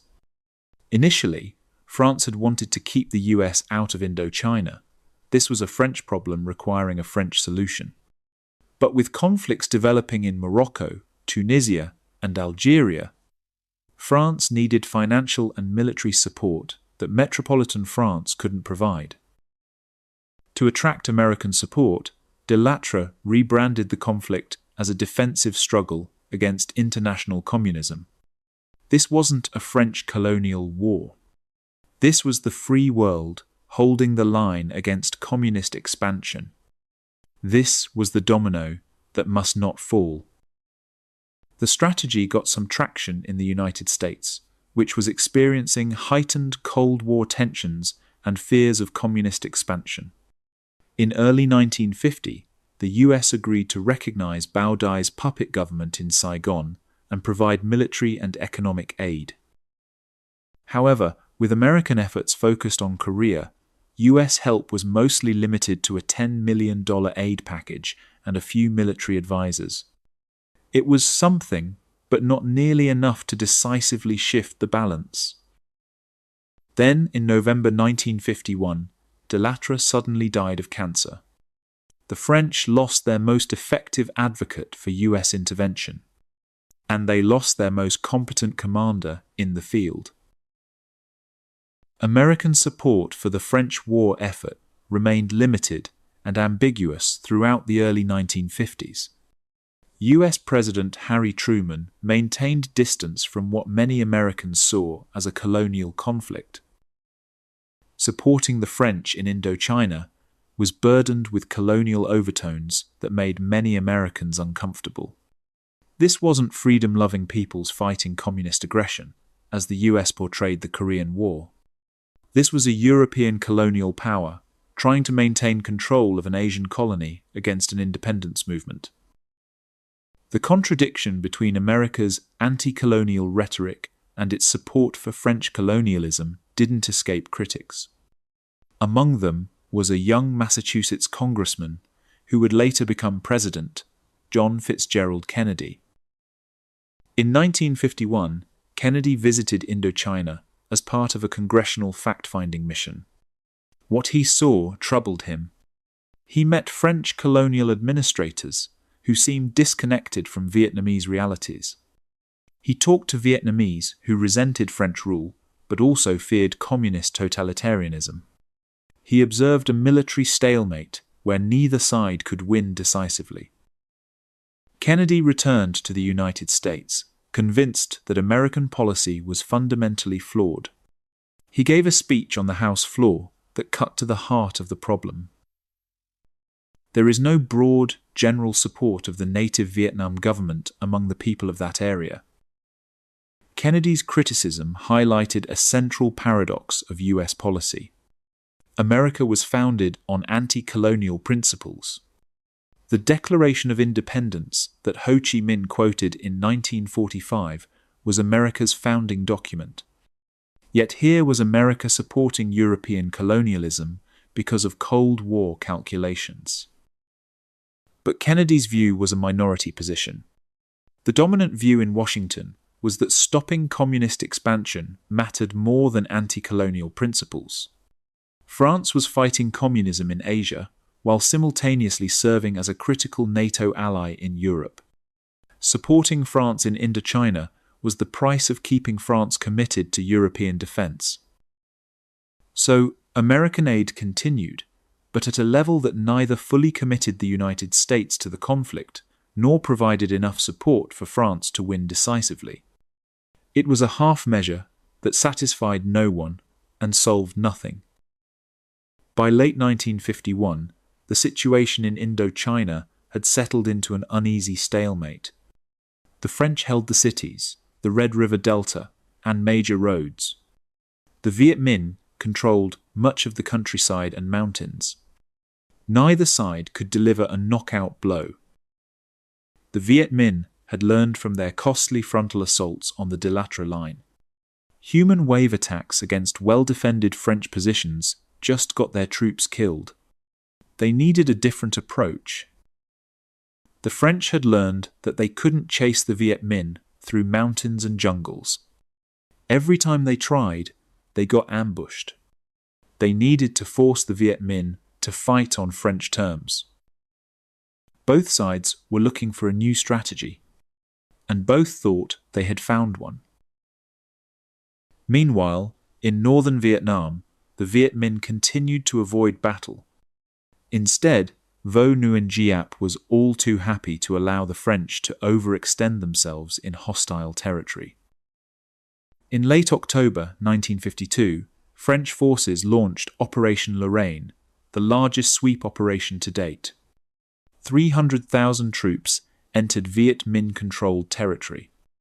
The objective was to capture supply depots nearly 160 kilometers from the Delta defenses. Assisted by paratrooper drops, French forces captured the town of Phu Don on November 9th against light resistance. French mobile groups, combined arms units of armor, mechanized infantry, and artillery linked up and fanned out toward other targets. For several days, the operation seemed successful.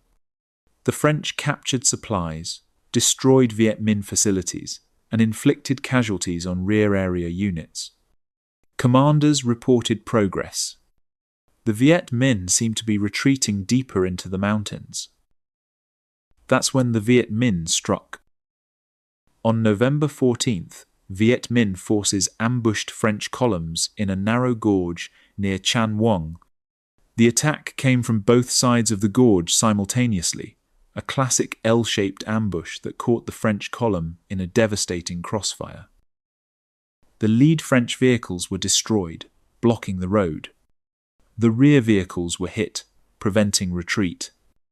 The column was trapped in the kill zone, while Viet Minh machine guns and mortars poured fire from the heights above. French troops fought desperately to break out of the ambush. Some units managed to fight their way clear. Others were overrun. The battle lasted for hours, continuing into the night as French forces tried to evacuate their wounded and retrieve their dead. French commanders ordered all units to fall back to the delta defences immediately.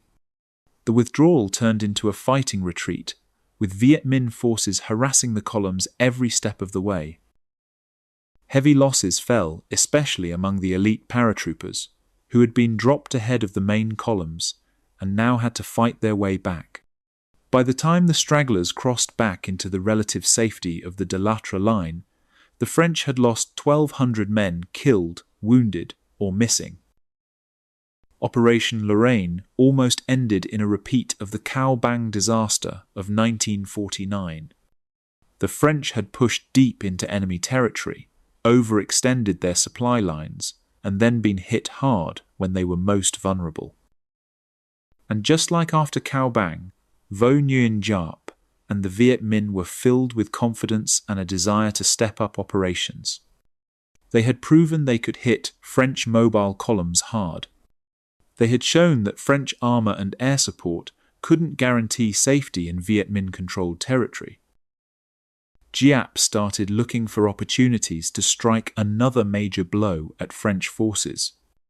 He wanted a battle that would decisively shift the military balance and strengthen the Viet Minh position in upcoming negotiations. The isolated French outpost of Nha San seemed like the ideal opportunity.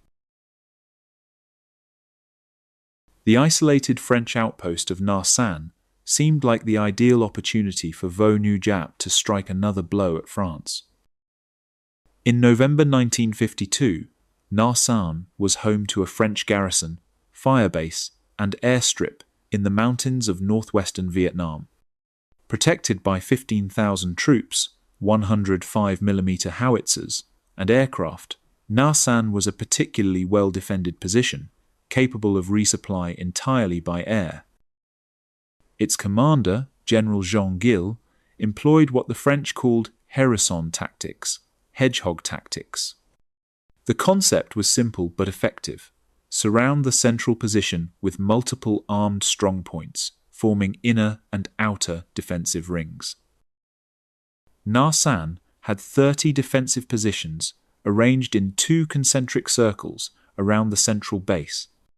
Many were reinforced with barbed wire, sandbags, and bunkers. They were positioned to create interlocking fields of fire.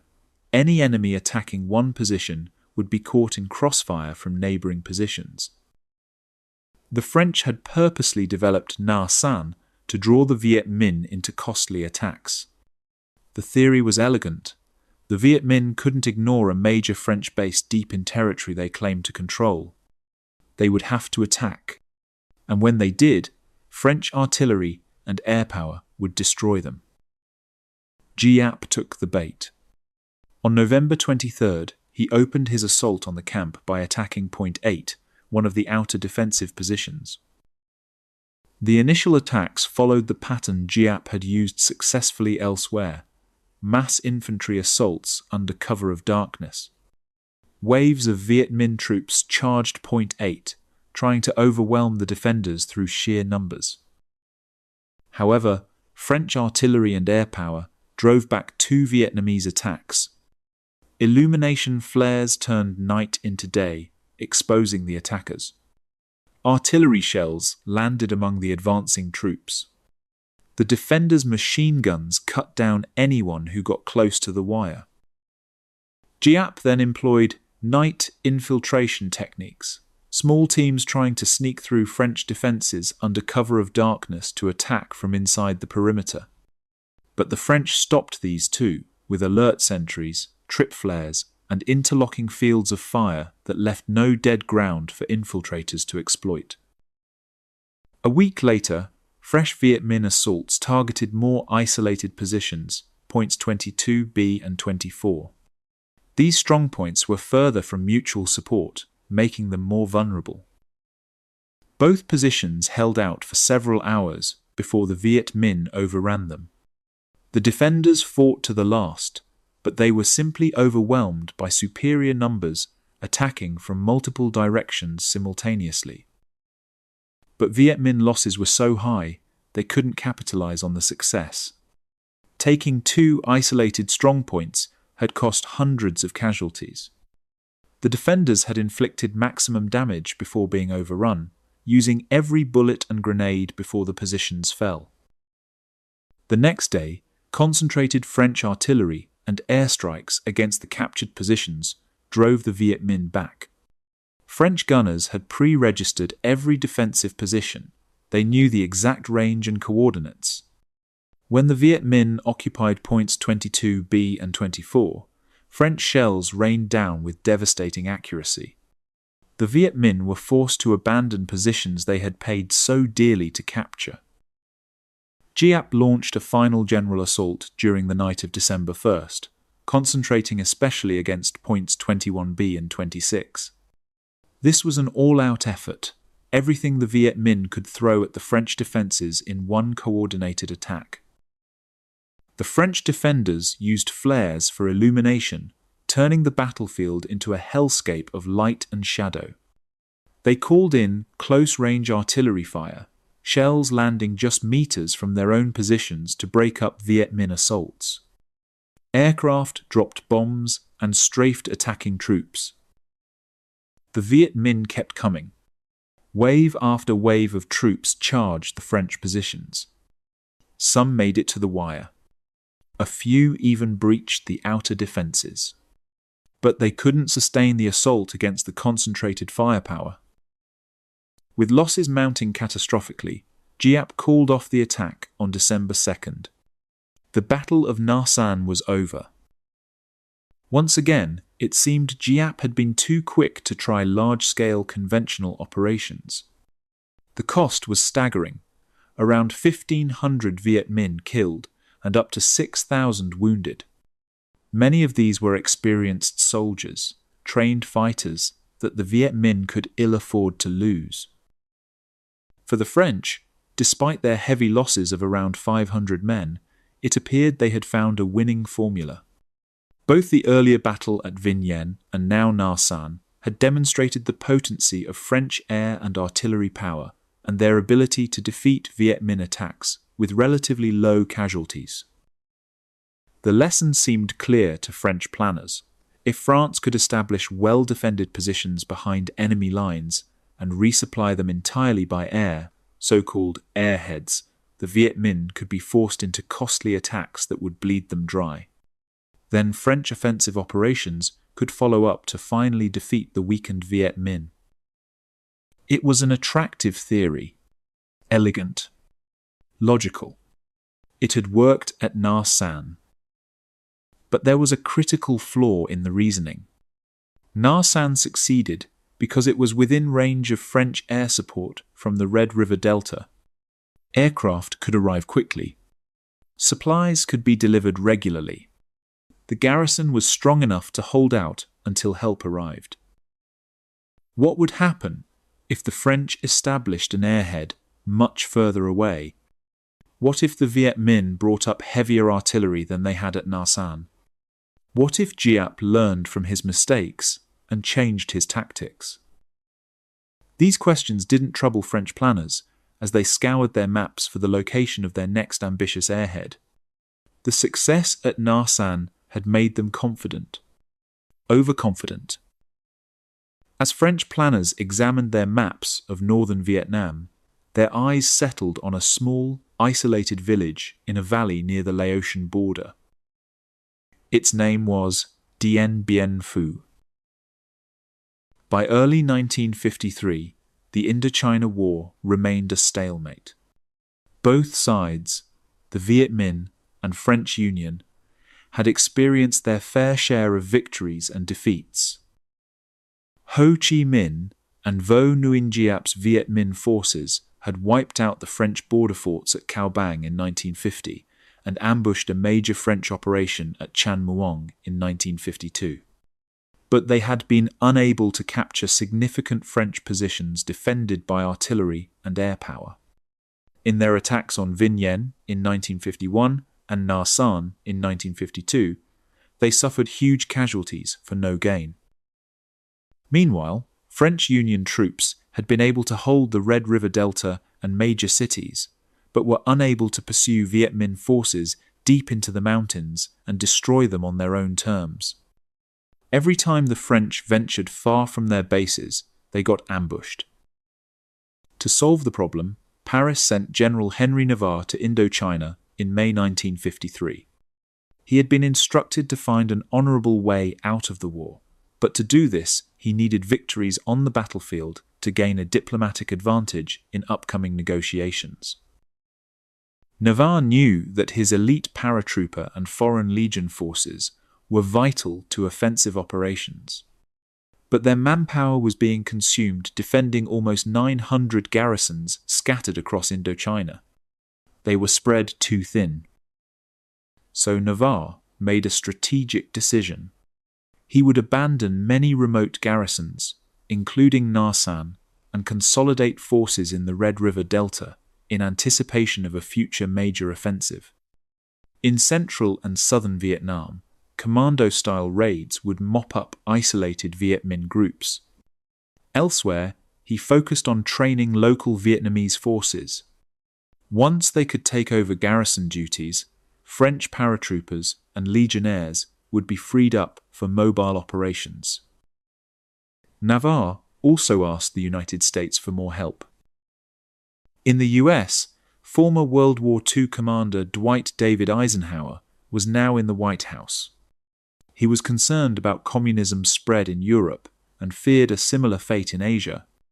In July 1953, the Korean War ended in a stalemate and the peninsula's division along the 38th parallel.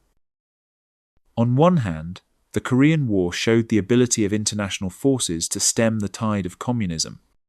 But on the other, it came at a huge cost, with no definitive victory. Over 36,000 Americans died in Korea, and the war ended exactly where it began. The Korean experience also shifted US attitudes toward Ho Chi Minh. Previously, Truman's administration had been somewhat sympathetic to Vietnamese independence movements opposing French colonialism.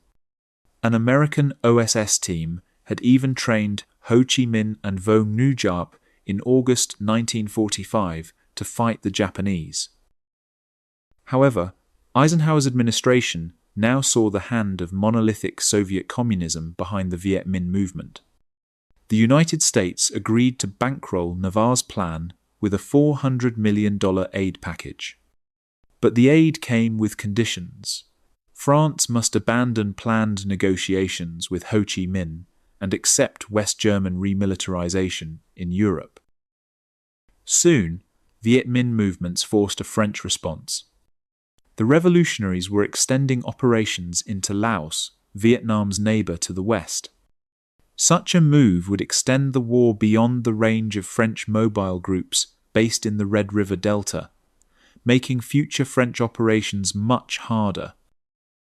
Navarre decided to interrupt the Viet Minh supply routes into Laos by seizing a strategically important location in an airborne attack. He needed a place that would force the Viet Minh to fight on French terms. A place that could be supplied by air. A place that would draw Viet Minh forces into a killing ground where French firepower could destroy them. French planners studied their maps. They looked for a location near Laos, in Viet Minh-controlled territory, with enough flat ground for an airstrip. They found it. A small valley village near the Laotian border, surrounded by forested hills. Remote. Isolated. Perfect for the kind of airhead operation that had worked so well at Nha San. The village was called Dien Bien Phu, and the decision to build a fortress there would prove to be one of the greatest military disasters in French history. November 20th, 1953. The sky above Dien Bien Phu fills with parachutes. 6 French parachute battalions drop into the valley in Operation Castor, the largest airborne assault in the Indochina War. Over 2,000 paratroopers descend into a remote mountain valley 275 kilometers from Hanoi. They encounter resistance. Light resistance, but more than anticipated. Major Marcel Bigard of the 6th Colonial Parachute Battalion recalled the jump. When we came down on November 20th, we were told there would be no Vietnamese. But there were 2 companies exactly where we jumped. Some of my men were killed before they even touched the ground, others were stabbed where they landed. The Viet Minh companies, roughly 400 men, fought briefly, then melted into the surrounding hills. Within hours, French paratroopers secured the valley. After the French secured the area, transport planes began paradropping equipment. Bulldozers descended under massive parachute clusters. Artillery pieces, ammunition, construction materials, everything needed to create a new airhead deep in Viet Minh territory. The plan for Dien Bien Phu was ambitious. The base would serve as a jumping-off point for offensive raids and patrols into Viet Minh rear areas. It would interdict supply routes into Laos. It would draw Viet Minh forces into battle on French terms. Much like at Nha San, it would be resupplied entirely by air via 2 airstrips in the valley. French engineers immediately began constructing defences. They built bunkers, laid barbed wire, dug trenches, established artillery positions. Transport planes flew constant missions from Hanoi. Within days, Dien Bien Phu transformed from a sleepy mountain village into a major military installation. French tricolour flags flew over command bunkers. Artillery crews positioned their guns. But from the beginning, there were concerns. Some officers noted that Dien Bien Phu was much farther from Hanoi than Nha San had been.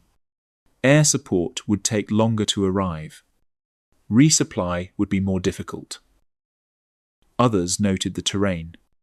The valley was surrounded by forested hills that overlooked the entire base. In military terms, the French were sitting in a bowl with the enemy holding the high ground. But these concerns were dismissed. The hills were covered with dense jungle. Surely the Viet Minh couldn't drag heavy artillery through that terrain. And even if they did, French counter-battery fire and airstrikes would destroy the guns. French commander Colonel Christian de Castries was confident. His artillery commander, Colonel Charles Piroth, was even more so. Piroth made a bold prediction: no Viet Minh gun will fire 3 rounds without being destroyed by my artillery. It was a statement he would come to regret. In early 1954, French forces turned Dien Bien Phu into a fortified position with 9 defensive bastions arranged in inner and outer rings. Most of these strongpoints were on the flat valley floor next to the vital airstrips. Several were located on hills above the valley. Each bastion was given a woman's name, supposedly the names of Colonel de Castries' former mistresses: Beatrice, Gabrielle, Anne-Marie, Huguette, Françoise, Claudine, Eliane, Dominique, and Isabelle. The French flew in troops and equipment in a near-constant stream. Artillery pieces, 10 M24 Chaffee light tanks, 9 Bearcat fighter bombers. To deliver the tanks, they had to disassemble the vehicles into multiple parts, fly each piece separately, and reassemble them on site. It was a logistical nightmare, but they managed it. They also flew in Vietnamese and Algerian women to work at the base brothel. In French military culture of the time, this was considered essential for morale. A near-constant stream of transports eventually delivered around 10,800 men to the camp by January, many of them colonial or Vietnamese troops, along with French paratroopers and Foreign Legion units. Colonel Piroth's artillery consisted of about 60 guns, 24 105mm howitzers, 4 155mm howitzers, and 32 smaller pieces. But the Dien Bien Phu position had critical flaws. First, it was 275 kilometers from Hanoi, much further than Nha San. Air supply and support would be slower to arrive and more vulnerable to interdiction. It was also out of range of ground-based French mobile groups. Second, since it had been developed as an offensively oriented camp, its defences were not as prepared as at Nha San. There were large gaps between some bastions. Some positions were isolated, far from headquarters. Third, the French artillery at Dien Bien Phu was poorly protected. Many guns sat in open pits with minimal overhead cover. They were vulnerable to counter-battery fire. And with only 60 guns, the artillery was not proportional to the size of the camp. Most critically, much of the camp, including the vital airstrip, was overlooked by forested hills on all sides. Any enemy artillery on those hills would have clear observation of the entire valley. The French knew about these vulnerabilities, but didn't consider them critical. Locally based aircraft could provide constant air support. The hills were considered impassable for heavy equipment. The jungle was too dense, the slopes too steep. In any case, the Viet Minh had never shown much skill for artillery or anti-aircraft tactics. The isolated bastions would merely lure the Viet Minh into attacking, French planners reasoned. And when they did, French artillery and air power would destroy them, just like at Nha San. It was logical. It was based on experience. And it was catastrophically wrong. Viet Minh military commander Vo Nguyen Giap looked at Dien Bien Phu and saw an opportunity to trap and destroy a major French force completely. Giap moved 50,000 regular Viet Minh troops into the area, about a third of his total regular force. This was an enormous gamble. But negotiations were planned for April in Geneva. Whoever held the advantage at Dien Bien Phu would hold the advantage at the negotiating table. With the Korean War over, the Viet Minh could count on increased Chinese support. Chinese advisors, weapons, and supplies could flow freely across the border. Viet Minh troops underwent intensive training in artillery, heavy weapons, and engineering. Chinese instructors taught them how to dig gun emplacements, camouflage positions, coordinate fire from multiple batteries. The Viet Minh were now equipped with larger caliber artillery than ever before, including American-made 105mm howitzers captured from nationalist Chinese forces and provided by Mao's government. They also received sophisticated anti-aircraft weapons, 37mm guns that could reach transport plane altitude. The Central Military Committee of the Chinese Communist Party sent specific instructions to eliminate the enemy totally and win final victory in the campaign. Use overwhelming artillery fire. Do not save artillery shells. We will supply and deliver sufficient shells. The French noticed the build-up and attempted to bomb Viet Minh columns on roads and known jungle paths. But their intelligence was incomplete, and bombing largely ineffective. What the French didn't know was what was happening in the jungle-covered hills. An army of Vietnamese porters was cutting new hidden paths through the jungle. Thousands of men and women hacked through dense vegetation, creating trails eventually totaling over 500 kilometers under the jungle canopy, where aerial observation couldn't detect them. Along these trails, Viet Minh troops manhandled artillery pieces through terrain the French had declared impassable. Using ropes, pulleys, and sheer human effort, they dragged guns weighing over a ton up steep hillsides. Porters carried shells on their backs, individual men carrying 2 or 3 shells at a time, making multiple trips over days or weeks. It was an incredible feat of logistics and human endurance.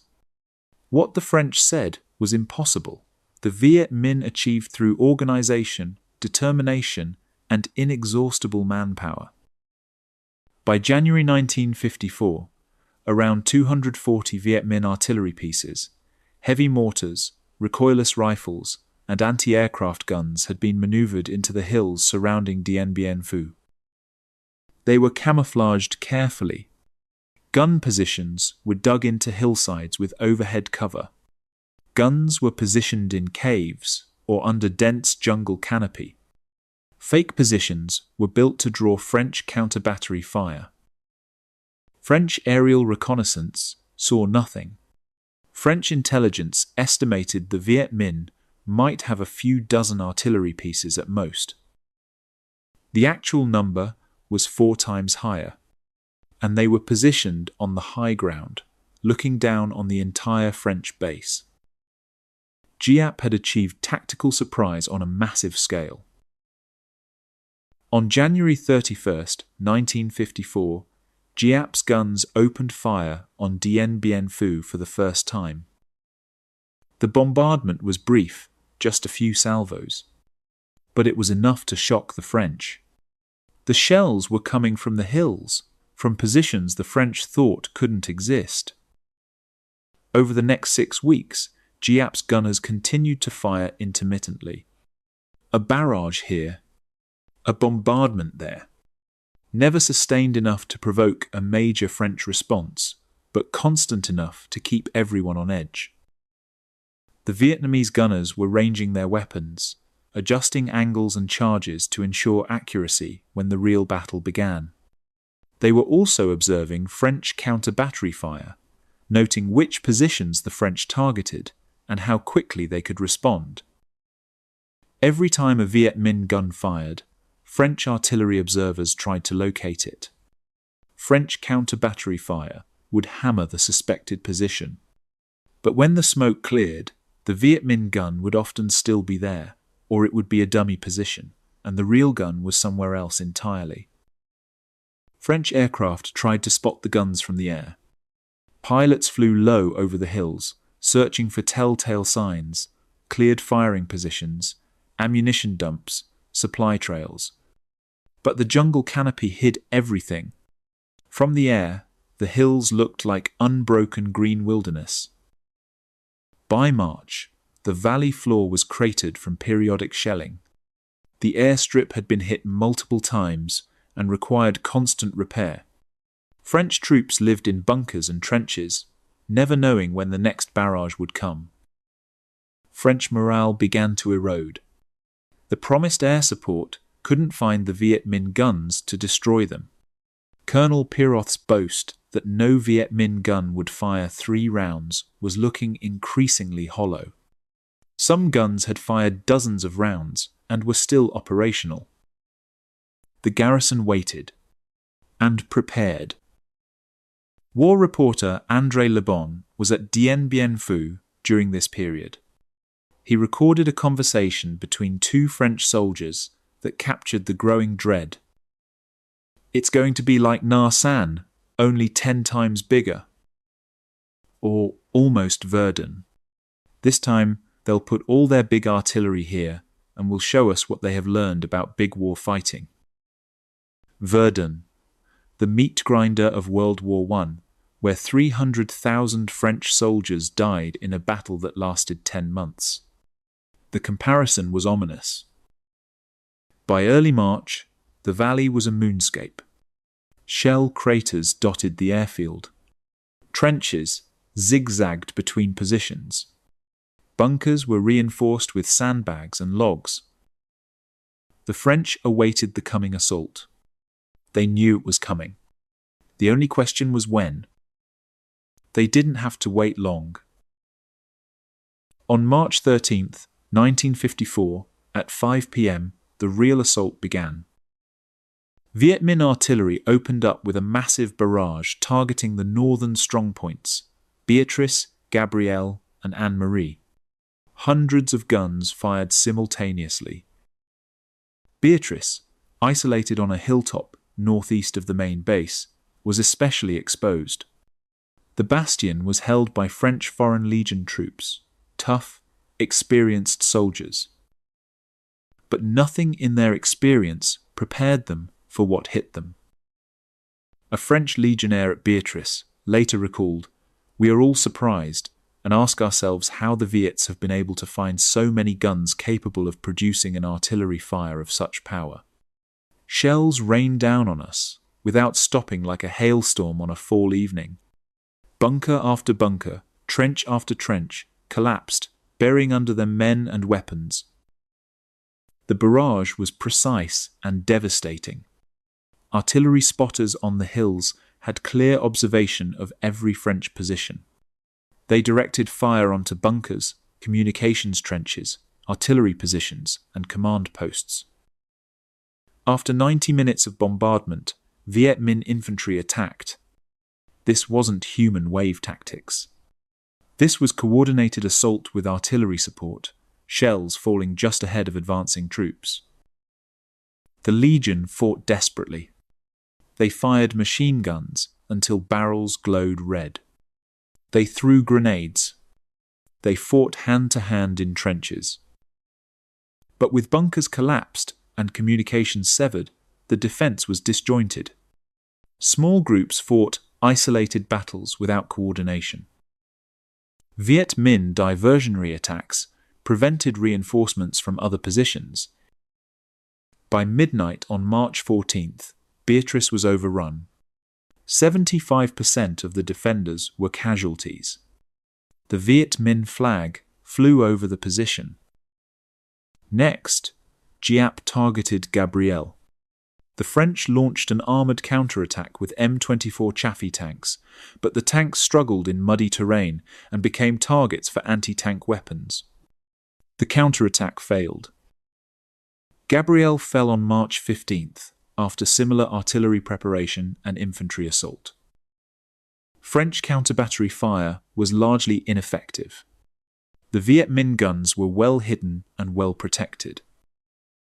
Worse, French counter-battery fire consumed 25% of their total ammunition in the first day. At this rate, they would run out within a week. French aircraft tried to resupply, but encountered a hail of anti-aircraft fire.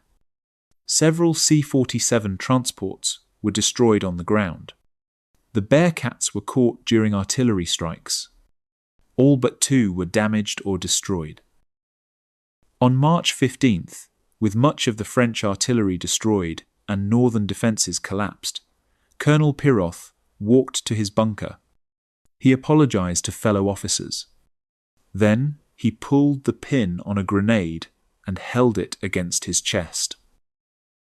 The battle already seemed lost, but the remaining French troops fought on, and reinforcements were coming. Despite the deteriorating situation, French paratroopers continued jumping into Dien Bien Phu.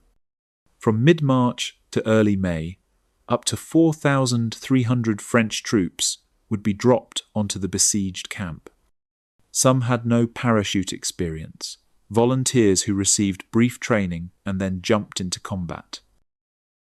In early April, a French paratrooper described jumping into Dien Bien Phu at night. "I jumped with the first wave close to midnight.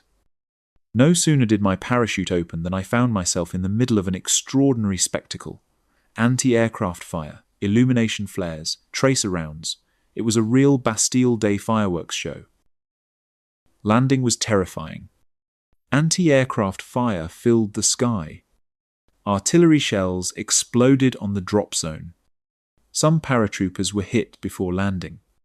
Others landed in Viet Minh-controlled areas and were captured or killed immediately.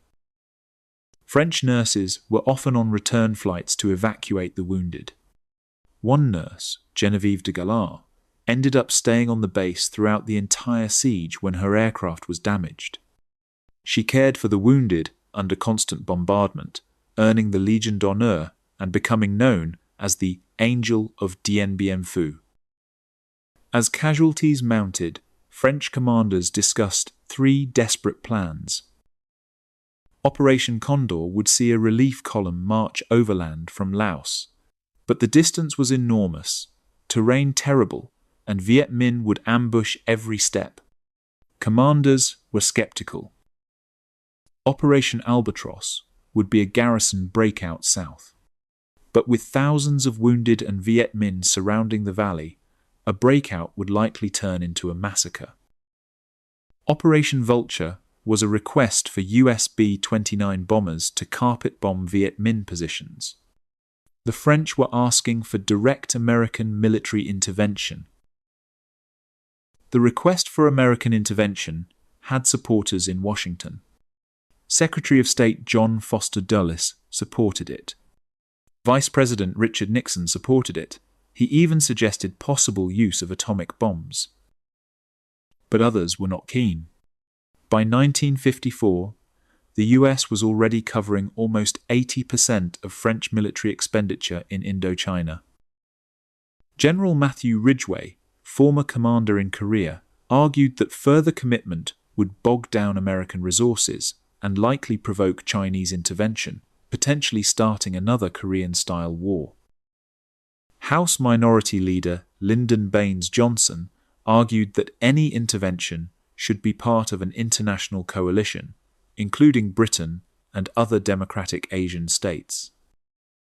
President Eisenhower wrote British Prime Minister Winston Churchill, "If I may refer again to history, we failed to halt Hirohito, Mussolini, and Hitler by not acting in unity and in time.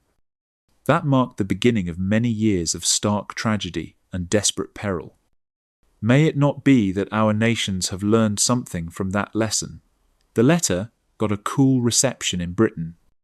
The British public favoured negotiated settlement, not military intervention to save French colonialism. Churchill declined.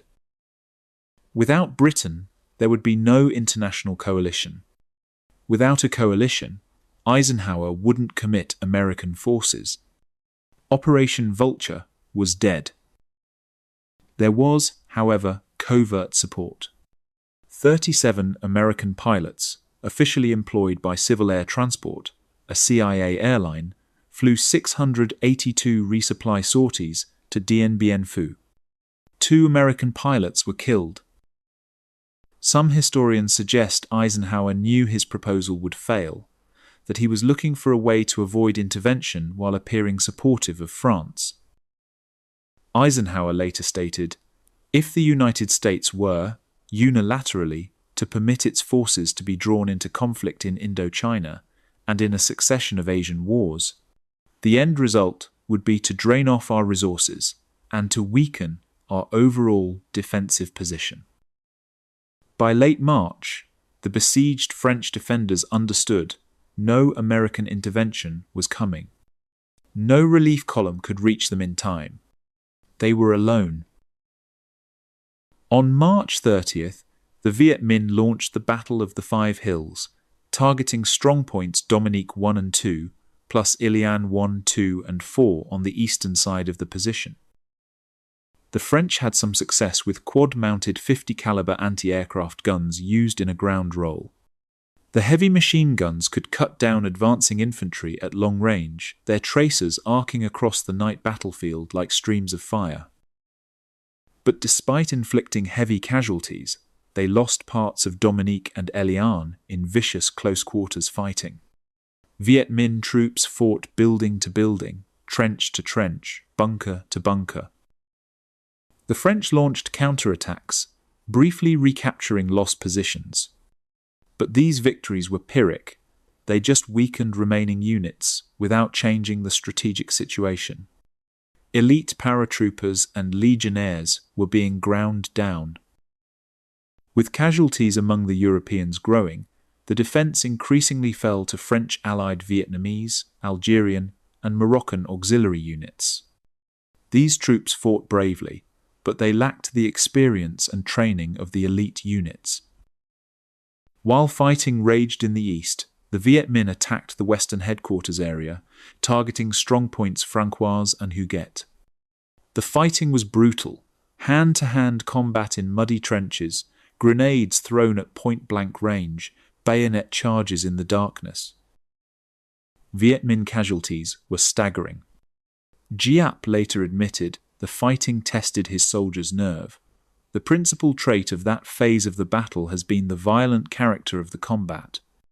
The battle having lasted a very long time, more troops, who had to fight without interruption, become fatigued and worn and are faced with great nervous tension. Our forces have not been able to avoid decimation, which requires rapid reorganization and reinforcement. To avoid morale collapse from grinding attritional warfare, Giap changed tactics. Instead of costly frontal assaults, he resorted to siege tactics. Chinese engineers arrived and taught Viet Minh troops sophisticated siege techniques not seen since the Western Front of World War I. They dug sapping tunnels, underground passages that allowed troops to approach French positions without exposure to defensive fire. The tunnels inched forward, yard by yard, day by day. They dug assault trenches that zigzagged toward French lines, each section protected from enfilading fire by the angles of the trench. The trenches crept closer every night. It was medieval siege warfare with modern weapons. Every night, Viet Minh sappers dug closer. Every day, French troops watched the trenches advance, knowing that when they reached French positions, the final assault would come. By mid-April, the French held only an area roughly 1.5 kilometers in diameter. The mighty fortress had been compressed into a tiny pocket of resistance. Supplies were running critically low. Transport planes attempted to paradrop supplies, but many fell on Viet Minh positions outside the shrinking perimeter. The Viet Minh would sometimes wave mockingly at the aircraft as they collected French ammunition, food, and medical supplies. To make matters worse, the Operation Condor relief effort had been slowed to a crawl. Since April 22nd, Viet Minh ambushes and monsoon rains reduced the column's progress to less than 1 kilometer a day. It would never reach Dien Bien Phu in time. The noose was tightening. By early May, the French defenders were under constant artillery bombardment in flooded trenches. The monsoon had arrived, turning the valley into a muddy nightmare. Trenches filled with water up to the chest. Wounded men drowned in shell holes before they could be evacuated. The smell of death hung over everything, decomposing bodies in no man's land, untreated wounds turning gangrenous, overflowing latrines. Captain Foru recorded the final days.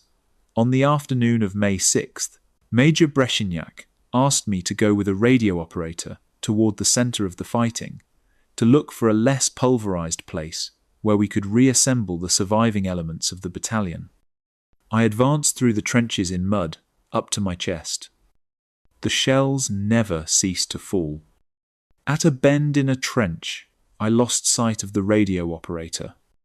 He must have been killed by a shell and swallowed up by the mud. I realized then that the end was at hand. In the final assaults, a new Chinese weapon arrived on the battlefield. 6-barreled rocket launchers, similar to the World War II German Nebelwerfer, multiple rockets fired simultaneously, creating a terrifying shriek and devastating impact.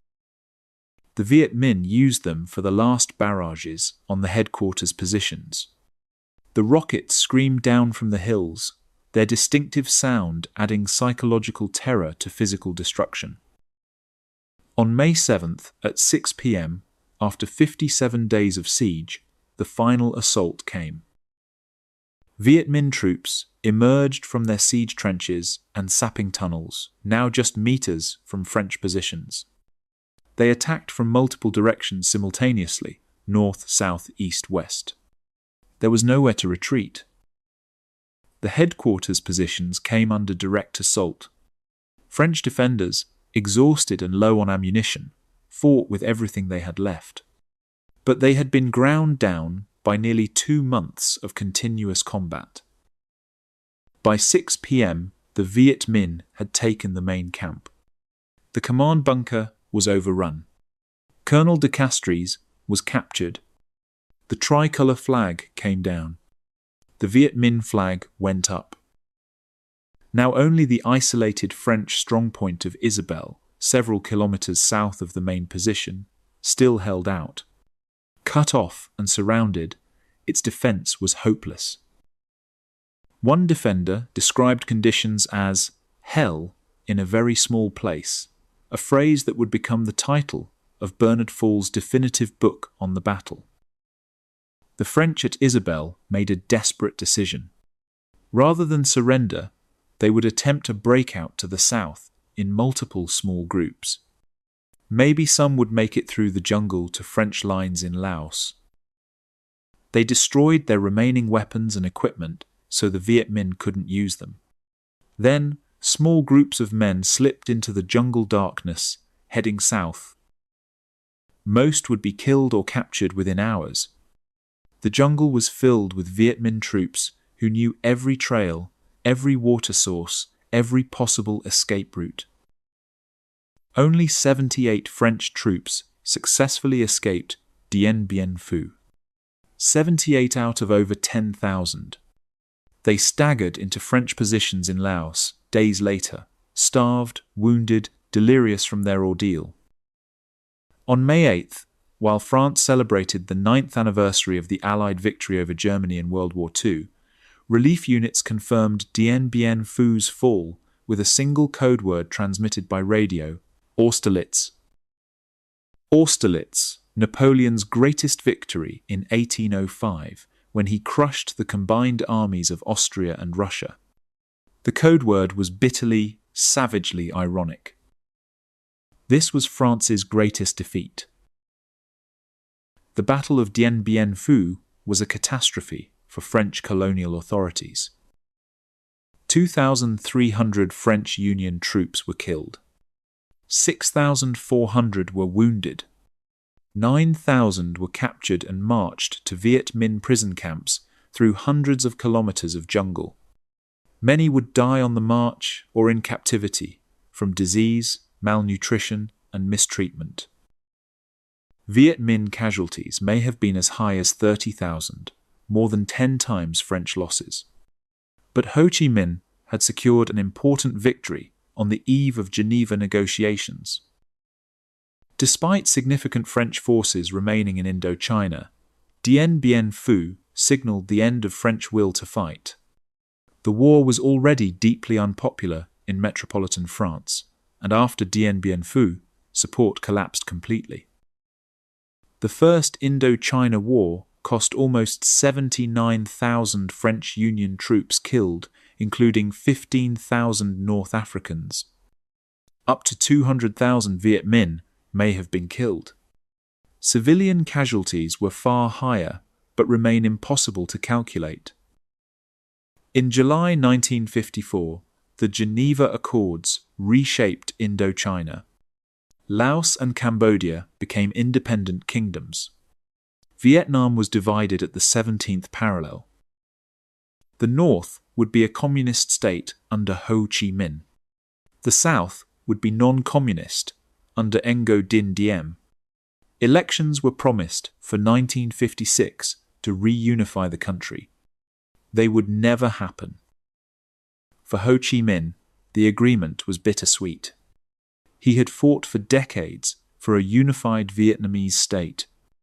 Now Vietnam was divided, with northern Catholics fleeing south and southern Viet Minh forced north. The Chinese pressured Ho to accept the compromise. China had achieved its goals, a secure frontier and prevention of US intervention on its border. Viet Minh leader Le Duan recalled the pain. I travelled by wagon to the south. Along the way, compatriots came out to greet me, for they thought we had won a victory. It was so painful. For the United States, a North Vietnamese communist state was cause for alarm. President Eisenhower began talking about falling dominoes, other Asian states succumbing to communism one by one. American leaders decided to protect South Vietnam from its communist neighbor. With the French gone, they felt they could do so without the taint of colonialism. So in 1954, as French soldiers left Vietnam, American military advisors arrived to take their place. The First Indochina War was over. The Second Indochina War, the Vietnam War, was about to begin. And America would learn, the hard way, the same lessons France learned at such terrible cost. That superior firepower cannot substitute for popular support. That some wars cannot and should not be won. The dominoes were lined up, and they were about to fall. July 1954. Geneva, Switzerland. Diplomats from 9 nations gather around polished tables in the Palais des Nations. The fall of Dien Bien Phu 2 months earlier hangs over every conversation, every proposal, every negotiation. The Geneva Accords that emerge from these talks reshape Southeast Asia. Laos becomes an independent kingdom. Cambodia becomes an independent kingdom. And Vietnam is divided. The 17th parallel becomes the temporary demarcation line. North of that line, the Democratic Republic of Vietnam under Ho Chi Minh, backed by China and the Soviet Union. South of that line, the state of Vietnam under Ngo Dinh Diem, backed by the United States. The agreement promises nationwide elections in 1956 to reunify the country. Everyone at the table knows these elections will never happen. Ho Chi Minh would almost certainly win them. His popularity across Vietnam is undeniable. The United States and South Vietnam will never allow it. For Ho Chi Minh, this is a bitter compromise. He has spent nearly 40 years fighting for Vietnamese independence. He was rejected at Versailles in 1919. He built the Viet Minh in the mountains during World War II. He declared independence in September 1945. He fought the French for 9 brutal years. And now, at the moment of his greatest military victory, he's being told to accept half a country. The pressure comes from China. Mao Zedong's government has its own strategic calculations. A divided Vietnam serves Chinese interests better than a unified, powerful, nationalist Vietnam on China's southern border. Better a weak client state in the north than a strong independent nation that might pursue its own agenda. China also wants to avoid direct confrontation with the United States. The Korean War just ended a year ago with over 1 million Chinese and Korean casualties. China needs peace to rebuild, not another war with America in Vietnam. So China leans on Ho Chi Minh. Accept the compromise. Take the north. Wait for the promised elections. Trust the process. Viet Minh political officer Le Duan never forgets the betrayal of Geneva. Years later, he recalls travelling south after the accords were signed. I travelled by wagon through the villages. Compatriots came out to greet me everywhere. They thought we had won. They thought we had achieved independence and unification. When I had to tell them about the temporary division, about waiting for elections that might never come, it was so painful. So very painful. In the south, the new government under Ngo Dinh Diem quickly consolidates power. French administrators and troops are expelled. American advisors arrive to take their place. The Americans believe they can succeed where France failed. They don't carry the baggage of colonialism. They're not trying to maintain an empire. They're defending freedom against communist aggression. President Eisenhower articulates what becomes known as the domino theory. You have a row of dominoes set up. You knock over the first one, and what will happen to the last one is the certainty that it will go over very quickly. So you could have a beginning of a disintegration that would have the most profound influences. Vietnam is the domino that must not fall. If Vietnam falls to communism, then Laos falls. Then Cambodia. Then Thailand. Then Malaysia. Then Indonesia. Then perhaps even the Philippines, Australia, New Zealand. The logic seems airtight. The conclusion seems inevitable. America must defend South Vietnam. But the lessons of the First Indochina War are sitting right there, waiting to be learned. The French learned, at the cost of 79,000 dead, that you cannot defeat a people fighting for independence on their own soil. That superior technology and firepower cannot substitute for popular support. That puppet governments with no genuine legitimacy cannot win hearts and minds. That wars without clear political objectives and popular support at home cannot be sustained. All of these lessons are available in 1954. French officers could have told American advisors exactly what would happen. The pattern was clear. But America doesn't listen. America thinks it's different. America thinks it can win. So, the cycle begins again. American advisors in 1955 become American combat troops in 1965. A few hundred advisors become 500,000 soldiers. A limited commitment becomes total war. The pattern repeats with eerie precision. Search and destroy operations that clear areas temporarily but can't hold them. Massive firepower that kills enemies but creates more through civilian casualties. A corrupt South Vietnamese government that never gains genuine popular support. Growing casualties that erode support at home. 20 more years of war. 58,000 Americans dead. Over 3 million Vietnamese dead, north and south, military and civilian. Laos and Cambodia dragged into the conflict. America torn apart by protests and political division. And in the end, in April 1975, the result is exactly what it would have been in 1954. Vietnam unified under communist rule.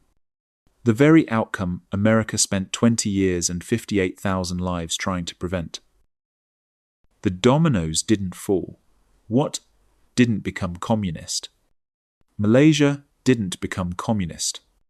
Indonesia didn't become communist. The theory was wrong from the start. But by the time America learned that lesson, the cost had been catastrophic. Here's the final irony. The thing Ho Chi Minh fought for since 1919. The thing he declared in 1945. The thing he spent his entire life pursuing. A unified, independent, communist Vietnam. That's exactly what Vietnam became in 1975. Exactly what would have happened in 1956 if the promised elections had been held. Exactly what could have been achieved without the Second Indochina War. 79,000 French dead. 58,000 Americans dead. Millions of Vietnamese dead. 3 decades of continuous warfare. all to delay the inevitable by 20 years. The lessons were clear in 1945 when Peter Dewey died at that Viet Minh checkpoint. They were clear in 1954 when Dien Bien Phu fell. They were clear throughout the 1960s as America repeated France's mistakes. You cannot win a war against a people fighting for independence on their own soil. You cannot substitute military power for political legitimacy. You cannot bomb a nation into submission when they're willing to sacrifice everything for their freedom. These lessons have been learned and relearned throughout history in countless wars in countless places. And they will be learned again. Because the hardest lesson of all is this: some wars should never be fought in the first place.